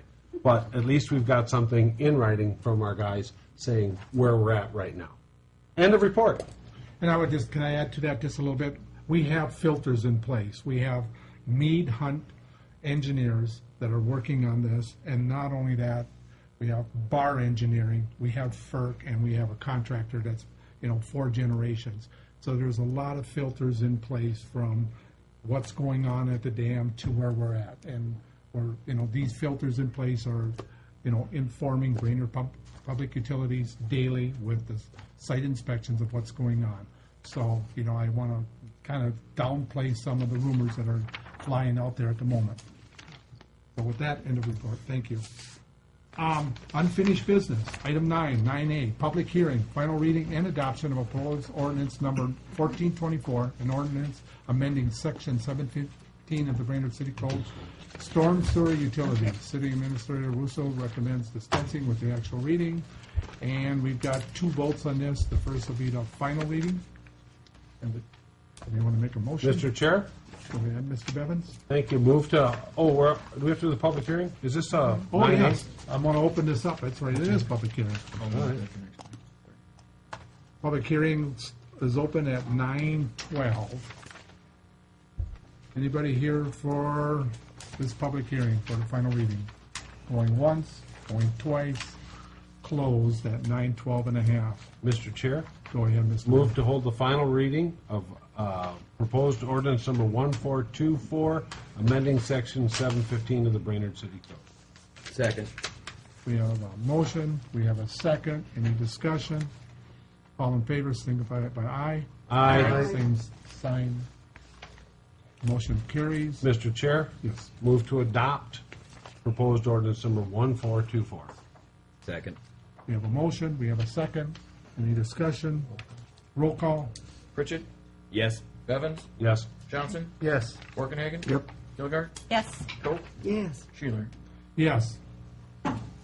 9B, Brainerd Public Utilities Commission appointment tabled from the January 5th, 2015 meeting. This basically will open that up for discussion. Mr. Mayor, you want to start out?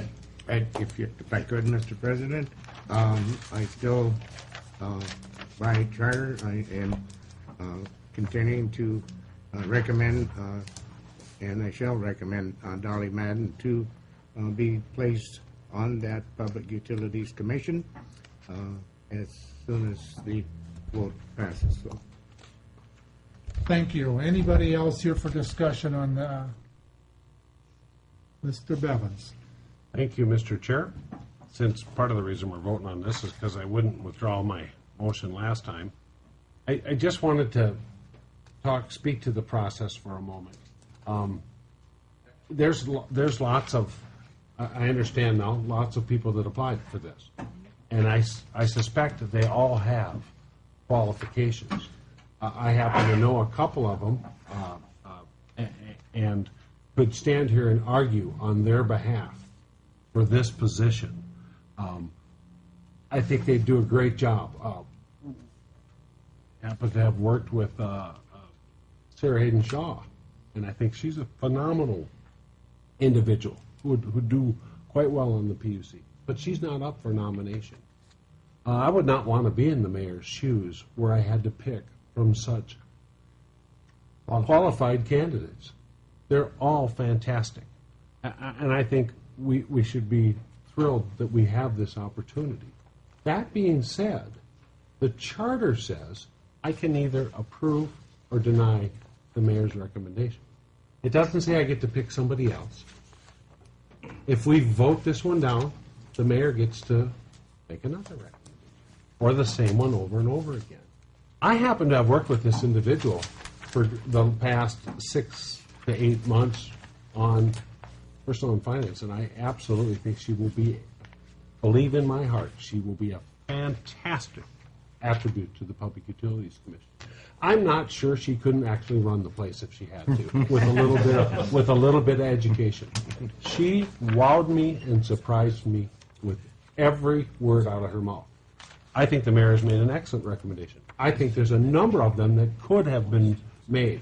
That being said, I am 100% supporting this one. And by that, I am supporting the charter and the process where the mayor makes the recommendation. I am not interested in changing the charter on this particular vote. Thank you. Mr. Chair. I have to say, I agree with Kelly. Also, I believe the mayor is an elected official, and the people have elected him to carry out certain duties, and one of his duties by the charter is to make these appointments, to pick whom he believes, for his reasons, to be the best candidate. These are all quality candidates. I think he's put forward an extremely qualified candidate, and so I also support the mayor's recommendation. Any more discussion? Mr. Chair, the charter does give the mayor that authority, but it also says must be confirmed by the council. So the council does have a role in this, and let's not kid ourselves. This is an extremely important position, and I think the only thing that should be considered are the qualifications of the applicants. And while it's true that each applicant has some qualifications, and they differ somewhat, but each has some, I think the one that has the qualifications that are desperately needed by the PUC board now is clearly Dan Vogt. Now, many of you worked with Dan Vogt on the council, and you know that he was intelligent, thorough, investigated things. It was nobody's yes person, and neither was he just ornery and wouldn't do it. He knows the questions to ask, and he would ask them. And I think that's something that right now is sadly lacking at the PUC. I think there's been a lot to go on at the PUC that's disturbed me as a citizen who constantly is paying higher rates that I believe are totally unnecessary, had the appropriate questions and decisions been discussed. And so I am not going to support the mayor's recommendation. It's true, if votes aren't there, then the mayor he can come back with the same one. We have some history of that having happened a few years ago when someone was, I believe it was the Airport Commission. And the council just absolutely had a fit about it and wouldn't appoint that person. So, of course, we ultimately went on to a different one. That's exactly what happened. So, again, I think this should be, I wish we could look at qualifications without names attached. Because clearly someone maybe that you work with or like, that makes a difference. But for those of you who may wonder, and if Dan Vogt were here, he'd speak to this. He and I had our big time round. By no means were Dan and I like that. I mean, we had our sit-down, knock-down, drag-out fights on issues. But Dan was always able to articulate very clearly what his position was. And in doing so, challenged me to be more capable of doing that also. So I think if you're looking at qualifications, Dan Vogt is the person that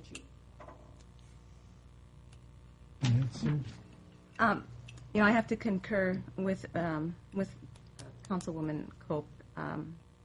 The qualifications of at least 2 other applicants were very strong, and there's nothing to say that a person being smart isn't a good criteria, or able to learn quickly a good criteria. But the preparation of Mrs. Shaw and Mr. Vogt are both, I feel, superior, and I would like the mayor to consider those qualifications in his recommendation. And then I'll just add, and the mayor and I go back a long way, and we did discuss this at length last night for a good hour, and I know the tremendous pressures that are going through you, and basically what I said to the mayor is in 1993, I hired Dolly to work for me. So I've known her for 20-some years. Great lady, she's done a great job. There's no problem with that. But in 1998, Dan Vogt helped me get on the city council. Been a great friend of mine. In 1999, I met the mayor here. When I got married, those 3 people were at my wedding. So talking about pressure here to pick somebody, it's very tough. I think the world of all 3. I went with the qualifications in this case, and I would go with Dan Vogt from working with him, knowing the issues that we've got going at BPU. With all the challenges that are going down there, Dan would fit the criteria better. Nothing against Dolly. Dolly knows, I've been an employer for 40 years. I've been known to put the people in the right position, not go by personalities. As you can see, and I have always excelled putting the best people in place. So personally, I have to go that Dan Vogt is the best person for this position. And I know it just goes against me because I truly admire this person's decision, and I don't totally know Dolly and I go back a long way, but it is very, very hard for me. And like I said, I do this on a daily basis at work. So this is part of but that's where I am at this moment, and I really feel bad. I also feel bad with the charter that if Dolly is chosen, that we're going to lose somebody in planning and zoning. She's going to give up 2 positions. She's going to give up the Charter Commission and Planning and Zoning to obtain this position. In my memo to Dolly, I had said, it would be a great loss for you to give up 2 commissions to go on to the BPU. And I was hoping that she would call me or reconsider that, because it's hard to fulfill those spots. And we have a person that would be able to immediately go on. So with that, me and the mayor are going to remain friends and go from there. So I've asked for a roll call vote. What is the motion? Motion's by Pritchett, seconded by Bevins to appoint Matten. Yes. Pritchett? Yes. Bevins? Yes. Johnson? Yes. Borkenhagen? Yep. Hilgart? No. Cope? No. Sheeler? No. 4-3. If I could just make one statement. Number one, I appreciate everybody's input. Number 2, you're correct. There are qualified people that are on this list. I have been making appointments or reappointments for the last 16 years. This makes my 17th year. This particular position, particularly, probably causes me to consider many aspects as well as my decision-making, because when I make a decision based on what I feel is best for the city and that commission, whatever it might be, I take it very seriously. In fact, on this one, I have probably slept less than I have since even trying to run for mayor. But one of the things that I look at is no matter who I appoint, number one, there are going to be a couple people anyway that are going to be disappointed. Number two, the person that I appoint isn't just one person. That person has a family or friends, and that person is going to be charged with fulfilling that obligation. They're going to have to work with the committee members. And so it's almost to me like a marriage in that once you get a partner, you are ending up with not just one person, you're ending up with family, so to speak. So to say that I took this decision lightly would be an understatement. I appreciate the support of my position as mayor to be able to make this recommendation to the council, and I do thank you for fulfilling this request in a positive manner. And to let you know that in the years past, when I have had individuals, and I will do the same for this year, when anybody has an interest in serving on this as well as other commissions, I send them a letter if they aren't appointed and thank them for their interest. But I also mention to them that there are other committees, commissions, that could certainly use their expertise, and especially with Mr. Vogt, his expertise in running and being in part of the city, and I was one of the ones that actually hired Mr. Vogt back when he was first started here. So him and I go back many years, and as 10 years as council president and 16 years as mayor. He retired, 3 years ago now? Almost 3 years ago. But I met with him personally on a daily basis, and so I have a great deal of respect for him. And like I say, I send out to these people a thank you, but also to let them know that we do have other positions within the city that could use the expertise that these people have. And with that, I thank you again, and God bless everybody for We've got a bunch more here to make. Come on, let's get Can I going. ask a question on this? Yep. What is really messing with me here is just the process. Seems somewhat disjointed, and I'm sure I'm missing a big piece to the puzzle. But there's an awful lot of angst that we seem to go through with each of these. That I'm wondering. How did it get set up this way? How is it that these appointees are on for 5 years? Why aren't these a ballot item for the general public? Why, particularly in light of the fact that we don't really get involved with PUC's day-to-day business at all. I think HUD and PUC are the two arenas that, we don't, that's their business. So, The charter defines it. pardon me? The charter. I know, but so just because the charter says something, does that mean it can't be changed? We can't look at it and come up with a better way of solving this so that it doesn't go on and on and on. 5 years on this board seems like, I don't know, it just seems like a long time to me. I don't know. That's all. Mayor's got something to add to that? Yes, one of the things that I have done is that I've talked to Scott and Todd down at the Water and Light, and I know that when I first got on council, and I got to regress just a minute here. When I first got on council, I figured it took me about 2 years to really get a good understanding of what serving the citizens of Brainerd, all of the different departments, and when you move from a Safety and Public Works Committee to Chairman of the Personnel and Finance, it's whole two different worlds, and in a sense, and so, and when I was president, it was probably the most challenging, and yet, to me, the most inspirational part was the fact that I had to know what was going on with both committees, because when you conduct a meeting, you doggone well better know what each committee is doing and how they're what's going on.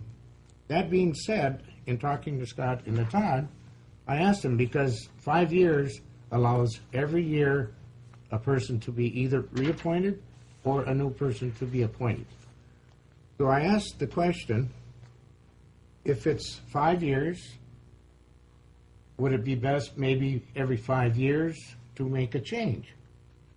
And then appoint someone else, in its replacement. And there, both of them mentioned the fact that not really, because like being on the council, he says that there are things that happen during the course, capital improvements, a lot of things that transpire, during those 5 years, but some of them carry on into a couple more years beyond. And if you replace somebody every 5 years, all of a sudden, you got people that might not even know what's really happening or aren't knowledgeable or have the background or interest, that they should have. And so their feeling is 2 5-year terms would be good versus 1 5-year term. And that's their opinion. And I'm speaking without their permission, so to speak, but that was their thoughts that they expressed to me. So I just wanted. Any more discussion? Yeah, go ahead, Kelly. Thank you, Mr. Chair. On a related item, I would like, as you know, in your packet is a request from Ms. Matten to step down from the 2 committees that she's on, and I would move to accept with regret her resignation. Second. We have a motion, we have a second. Any discussion? Yes, if I may. And in talking to Patrick, and because this would affect other people that are serving, Lucy, I think, is on. And Don. And Don. One of the things that, and I think Patrick, you had talked to our attorney, could I ask him a question? I wish you would. Yes. Eric, if I may? Yes. These people that are serving currently, and and I've read that charter many times, I never saw that 2-liner that basically said that if you do this, you can't do that. Rather than removing them, say, immediately, would they be able to say to fill out the rest of the year on those? Or, I don't know. There's some way of doing that, I guess Yeah, is I my think that's a question. good question. I think the council would be within their authority or discretion to decide that that would be okay. Because the issue is one of, at least some sort of perceived conflict between being on the Public Utilities Commission and other boards or commissions in the city. Obviously, this situation has been occurring it dates back a number of years, as I understand. Right. So I think it would be within the council's discretion to allow some time period or something where they could fulfill the term. But it would have to be, upon a finding by the council that in essence, there's no actual conflict here, or that, you feel that the members could fulfill the duties. From the memo that I had sent, Dolly, and I just said, but from what I read there, that it would have to take effect immediately, basically, from what the charter says, that they should just resign from those committees or resign from BPU, but make a choice, and that choice should be... That's I guess that's my opinion of what the appropriate response is, but I'm trying to give some alternate approaches that the council could consider. What the charter says is they never should have been appointed in the first place. We obviously can't go back now, so we're left with what we have. That being the case, maybe, if you don't mind, maybe rather than accepting those resignations tonight, could we have it go to a committee, whether it's personnel or What safety I'd and like to farm? do is finish his motion and then come back to that motion. So if we can go to the motion that Mr. Bevins has, and then finish that one, and then we'll jump on that one. Okay, was there a second? Yes. Yes. Okay. Mr. Bevins, you're going to repeat your motion. please? I move to accept with regret Ms. Matten's resignation from her the Charter Committee and the Planning and Zoning effective immediately. Okay, there was nothing else added to that. So I No, have a there was motion- nothing else to fix long-term problems. Okay, Thank you. We have a I'm going to motion. work on chips next, though. We have a motion, we have a second. Any more discussion? All in favor, say aye. Aye. Opposed, same sign. Now, if we want a motion for directing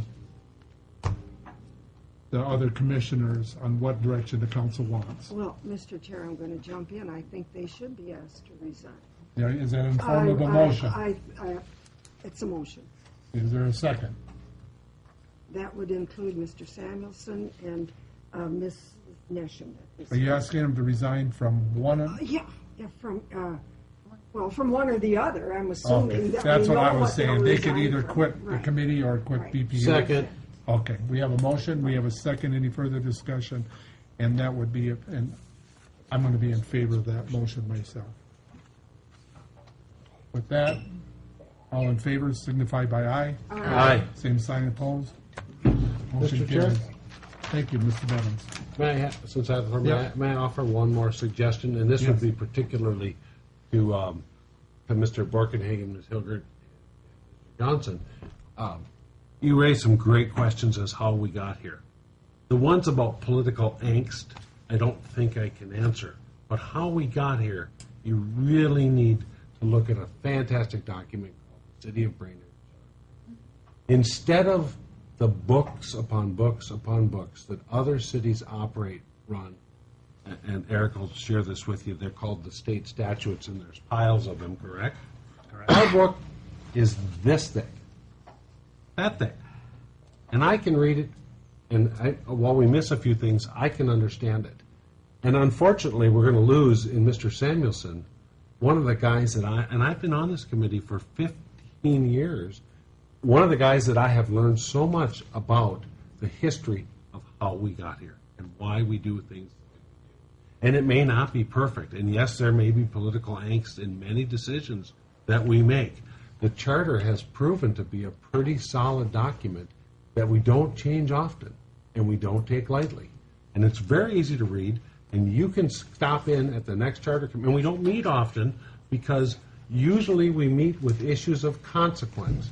The last issue was the addition of the voting primary. For 100 years, we haven't had a voting primary in the city of Brainerd. This last time, we had one. So and that was discussed in the charter committee. Anyway, I don't want to make it would really be. Mrs. Cope did a wonderful thing, bringing education to the council, and that education certainly could, if Mr. Sheeler desires, be or maybe a workshop. Just about the charter alone, I think you could spend 2 hours. And we've got some people in this city that are much more well versed on it than I am. Thank you. I wanted to take that commercial for the charter because we're kind of an odd city that way. And I agree, that is our Bible, and it doesn't get changed. You can interpret it in all you want, but it's basically how we look at it. Okay, we are going to move to 9C. Okay, we got other appointments here the mayor's supposed to make. That's what I'm working on. Is that what you're working on? Yeah. Excuse me. 9C, thank you. 2015 boards and commissions, and 9D will go with the call for applicants, so we're going to be working with both of them here. Boards and commissions, see memo and supporting documents, and I could probably let Patrick start right off if you want with the commissions. I mean, you did a great job preparing everything. I forgot it all now. I just prepared it for you. I figured you would walk through all that, sir. Sorry.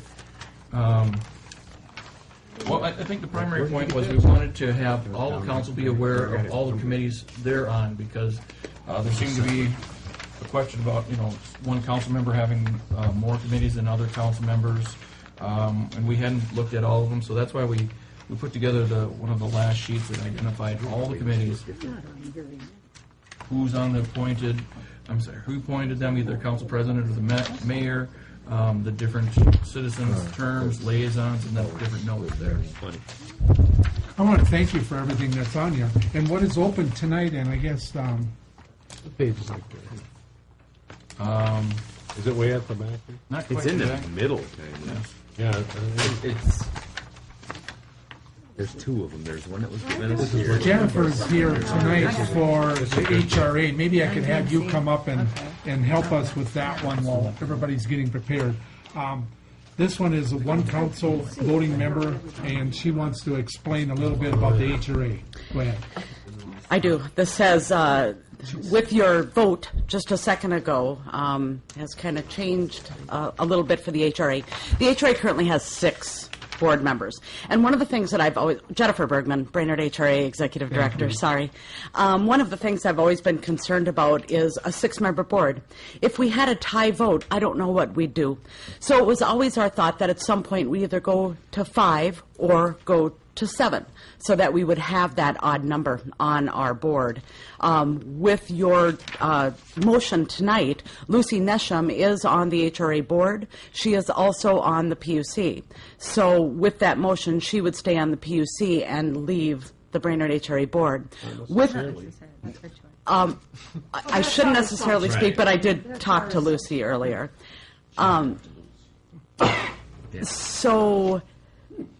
So with your appointment of a council liaison to our HRA board, we would be at 5 board members. So then I think the question comes before the council is whether or not you want your HRA board to be 5 or 7 members. I did put in my memo, we have expanded. We are now staffing the Crow Wing County HRA as well as staffing the Crosby HRA.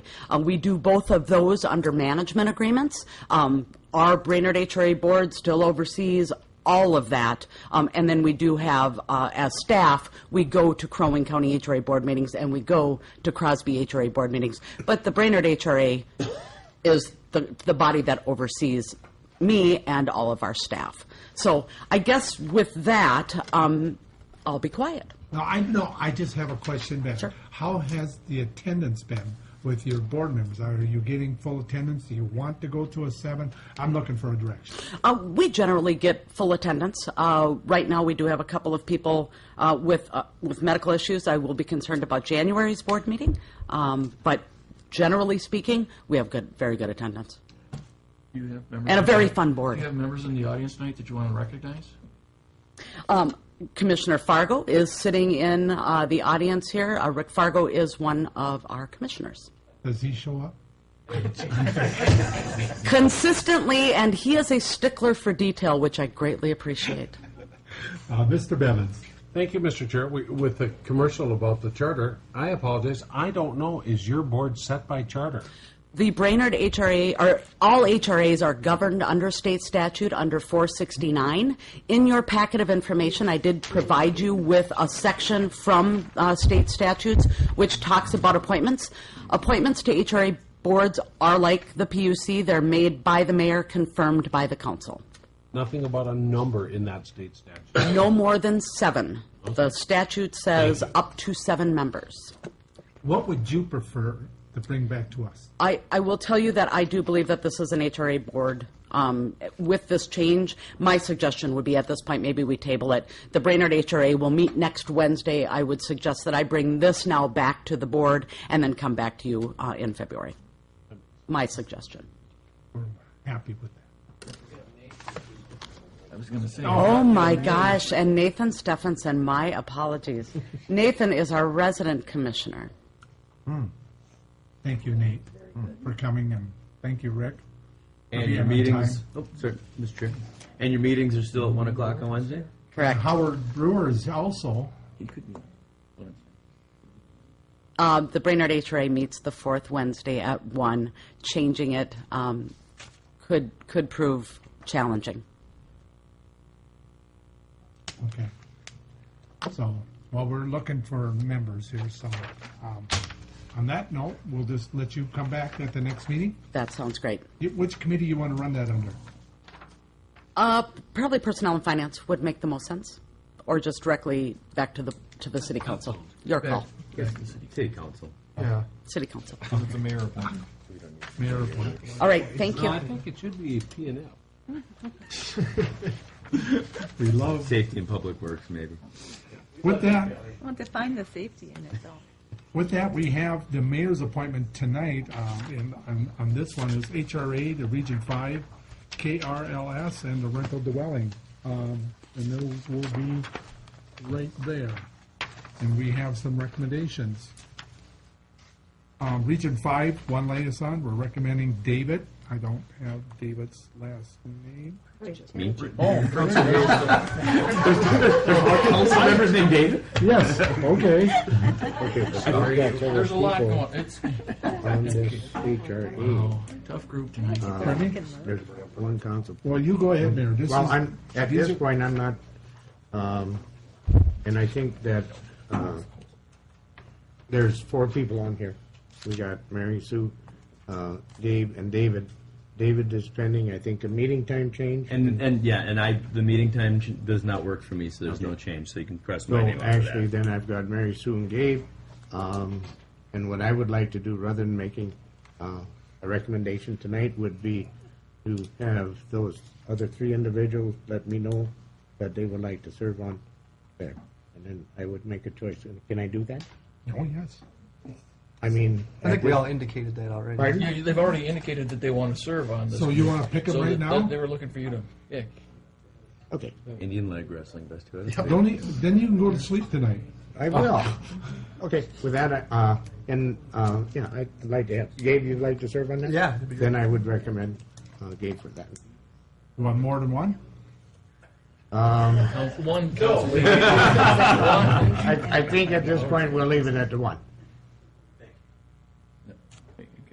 Okay. Then Okay. there's this. Do we need a motion on that? Mr. Chair, Yes. I move to approve the mayor's recommendations for Gabe Johnson for the HRA, for David Pritchett for Region 5, and for Mary Cope for the KRLS representative. And I so move. Can I ask you to add the senior center and the transportation as included in that memo? They must be on page 2. I'm sorry, I was looking They're in at the separate one on the back side. this one, Kelly.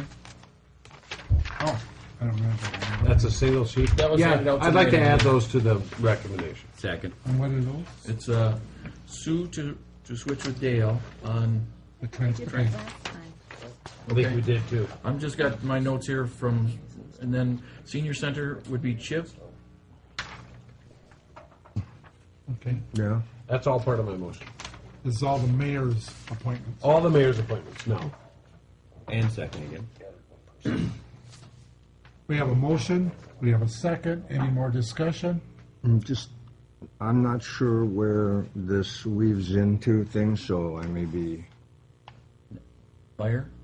Is that what you're gonna ask about? No, That's I'm next. just looking at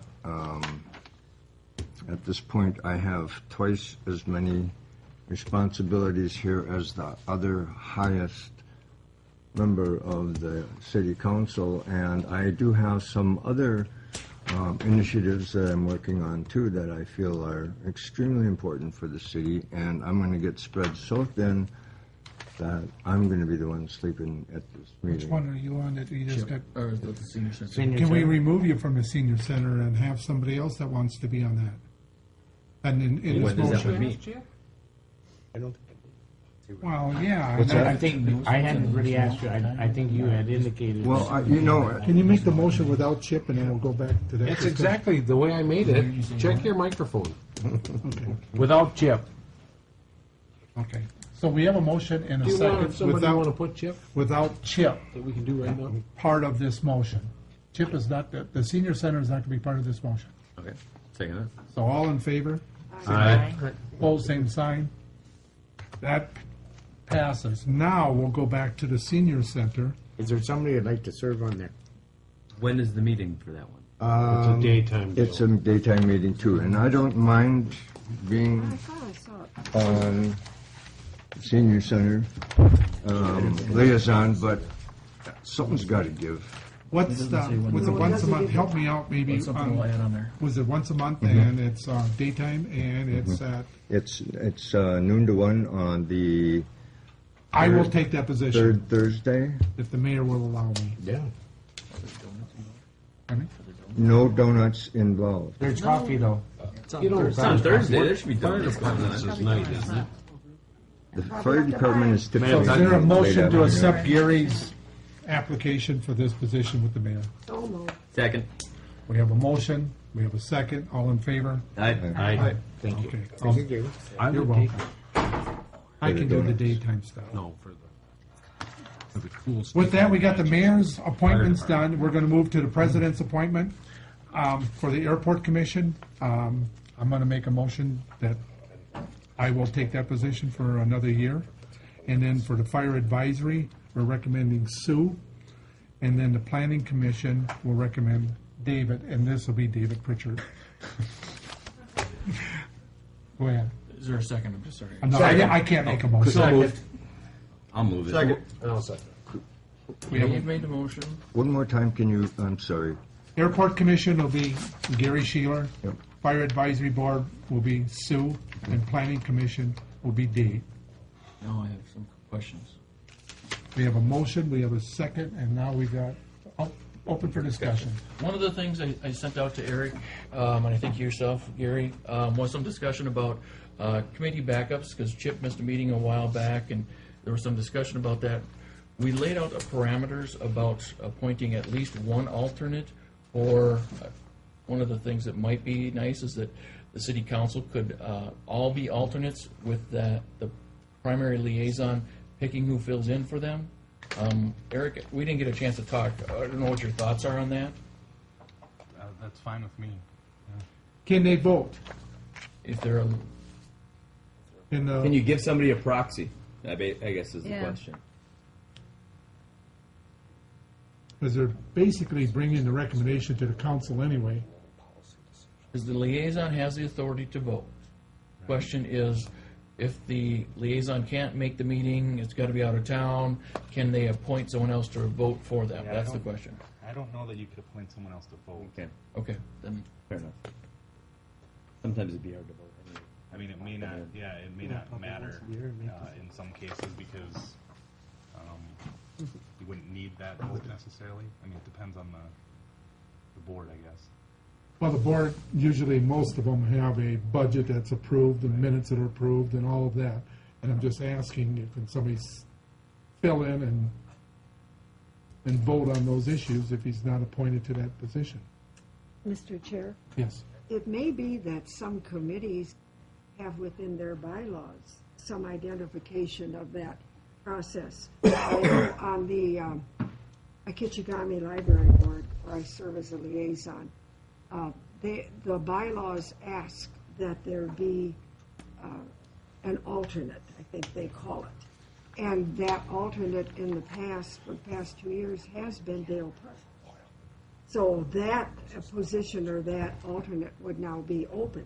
But that's in the Kichigami's own bylaws. Whether or not some of these other groups have identified any of this in bylaws, I don't know. But I think that's something we could look at. It may make a difference. I don't know.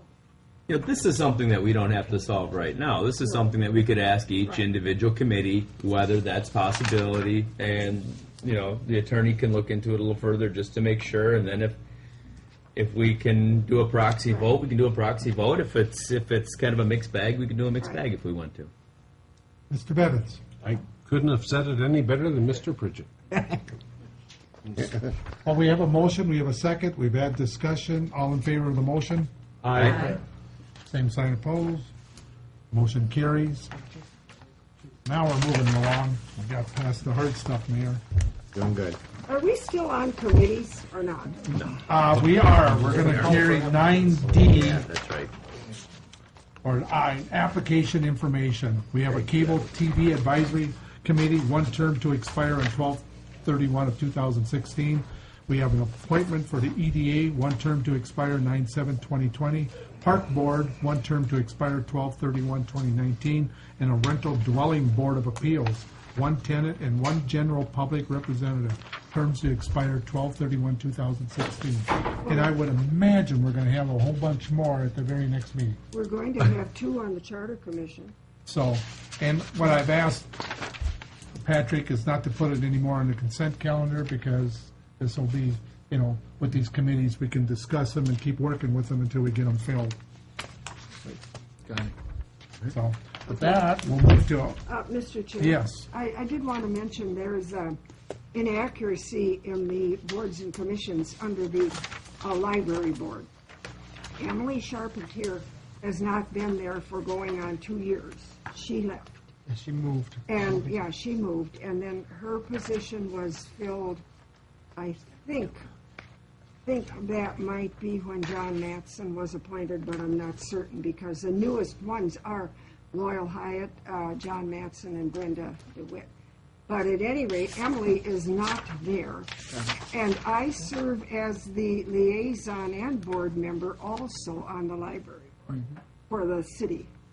So I'm the liaison for KRLS, but I'm This also the was city. printed before the meeting, so it has all of the appointments that just happened. Oh, no. Get two votes.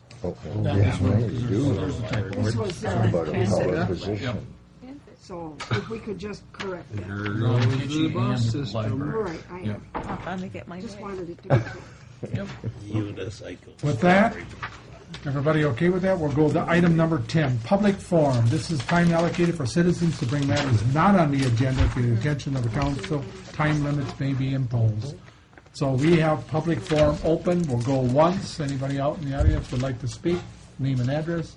We'll go twice.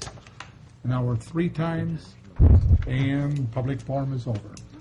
Item number 11, staff reports, the written staff reports that are in the packet. Mr. Russo, you got anything to add to this? Anybody on the staff reports? We'll go to item 12, council president, mayor, and council other committee reports. I do have something, Yes. Mr. President, and I would like to have our finance director, if she would come up here rather than me trying to find her in a hole down there. But one of the things that, and I believe this is our 19th year.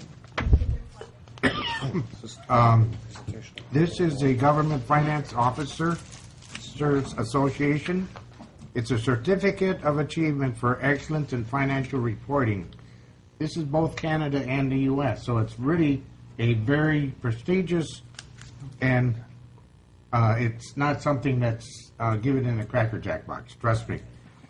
This is really what makes the city finances look good because of the dedication and the effort that is put in, not only by our finance director, our staff, but also our auditing firm, because they go through and help with Connie on it. But it is presented to the city of Brainerd, Minnesota, for its comprehensive annual financial report for the fiscal year ended December 31st, 2013, and it's signed by their executive director.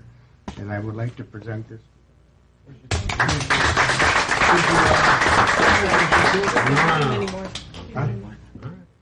just want to say thank you for, it's not just the finance staff, but it's all city staff. If we all didn't work together, we won't be able to put together a calendar that we can. I just want to thank all city staff. Thank you. Thank you. Thank you, ma'am. Thank you again for all your efforts. So, and thank you, Mr. President. That takes care of what I had. So, Thank you, Mayor. And Mr. Chairman, I have a short report. I promise to be short. Are Okay. there other council reports? Yes, there we go. Wait, let me get my timer. I'll get your time. I thought I should update you on the Kitchigami Regional Library Board. We met last Thursday, and it was the organizational board there, of course, for the year. And the new chairman is a man from Bemidji, a county commissioner. Last name is Anderson, and he's been on for some time, so he will be the new chair of our board. I was elected secretary. All I have to do is sign papers, so there's no real work involved. No coffee? No real work involved. However, there were other committees, also other committee appointments, and I was appointed to the Strategic Planning Committee and to the Insurance Committee. Now, the Insurance Committee will be an ad hoc committee for the purpose of reviewing and making recommendations on staff insurance. I reported to this council last fall when the insurance quote that was accepted by the Kitchigami Board was 37% higher than the previous year. And there had been very little homework done to look at options. And so they voted for it, although I voted against it, because that's significant. But as part of that discussion, when that quote was accepted, it was agreed that a committee would be appointed the first of the year to look at what options there might be. Now, one of the problems is it's a very small group, 13 people, so it's who are covered by that. So it's very difficult to get group coverage. And so we're going to be looking at options, including if a city or county might include them in their group. And I don't have an opinion on that because I don't know. But we thought we should look at what our options are, what the participation of the people who are covered is. Is that something we could look at? And so there will probably be a number of meetings in the first 2 or 3 months because we want to have that all wound up by June, no later. Well, thank you. So I wanted to tell you that we're working hard. Thank you. Thank you. Was that short enough? Anybody else? I stopped my timer. Oh, jeez. Item number 13, we're going to adjourn to year-in review event to be held at 6 p.m. on Monday, January 26th. You want to give us what we're going to be doing there, or what time? Or? We're going to be just presenting all the reports the staff typically gives council.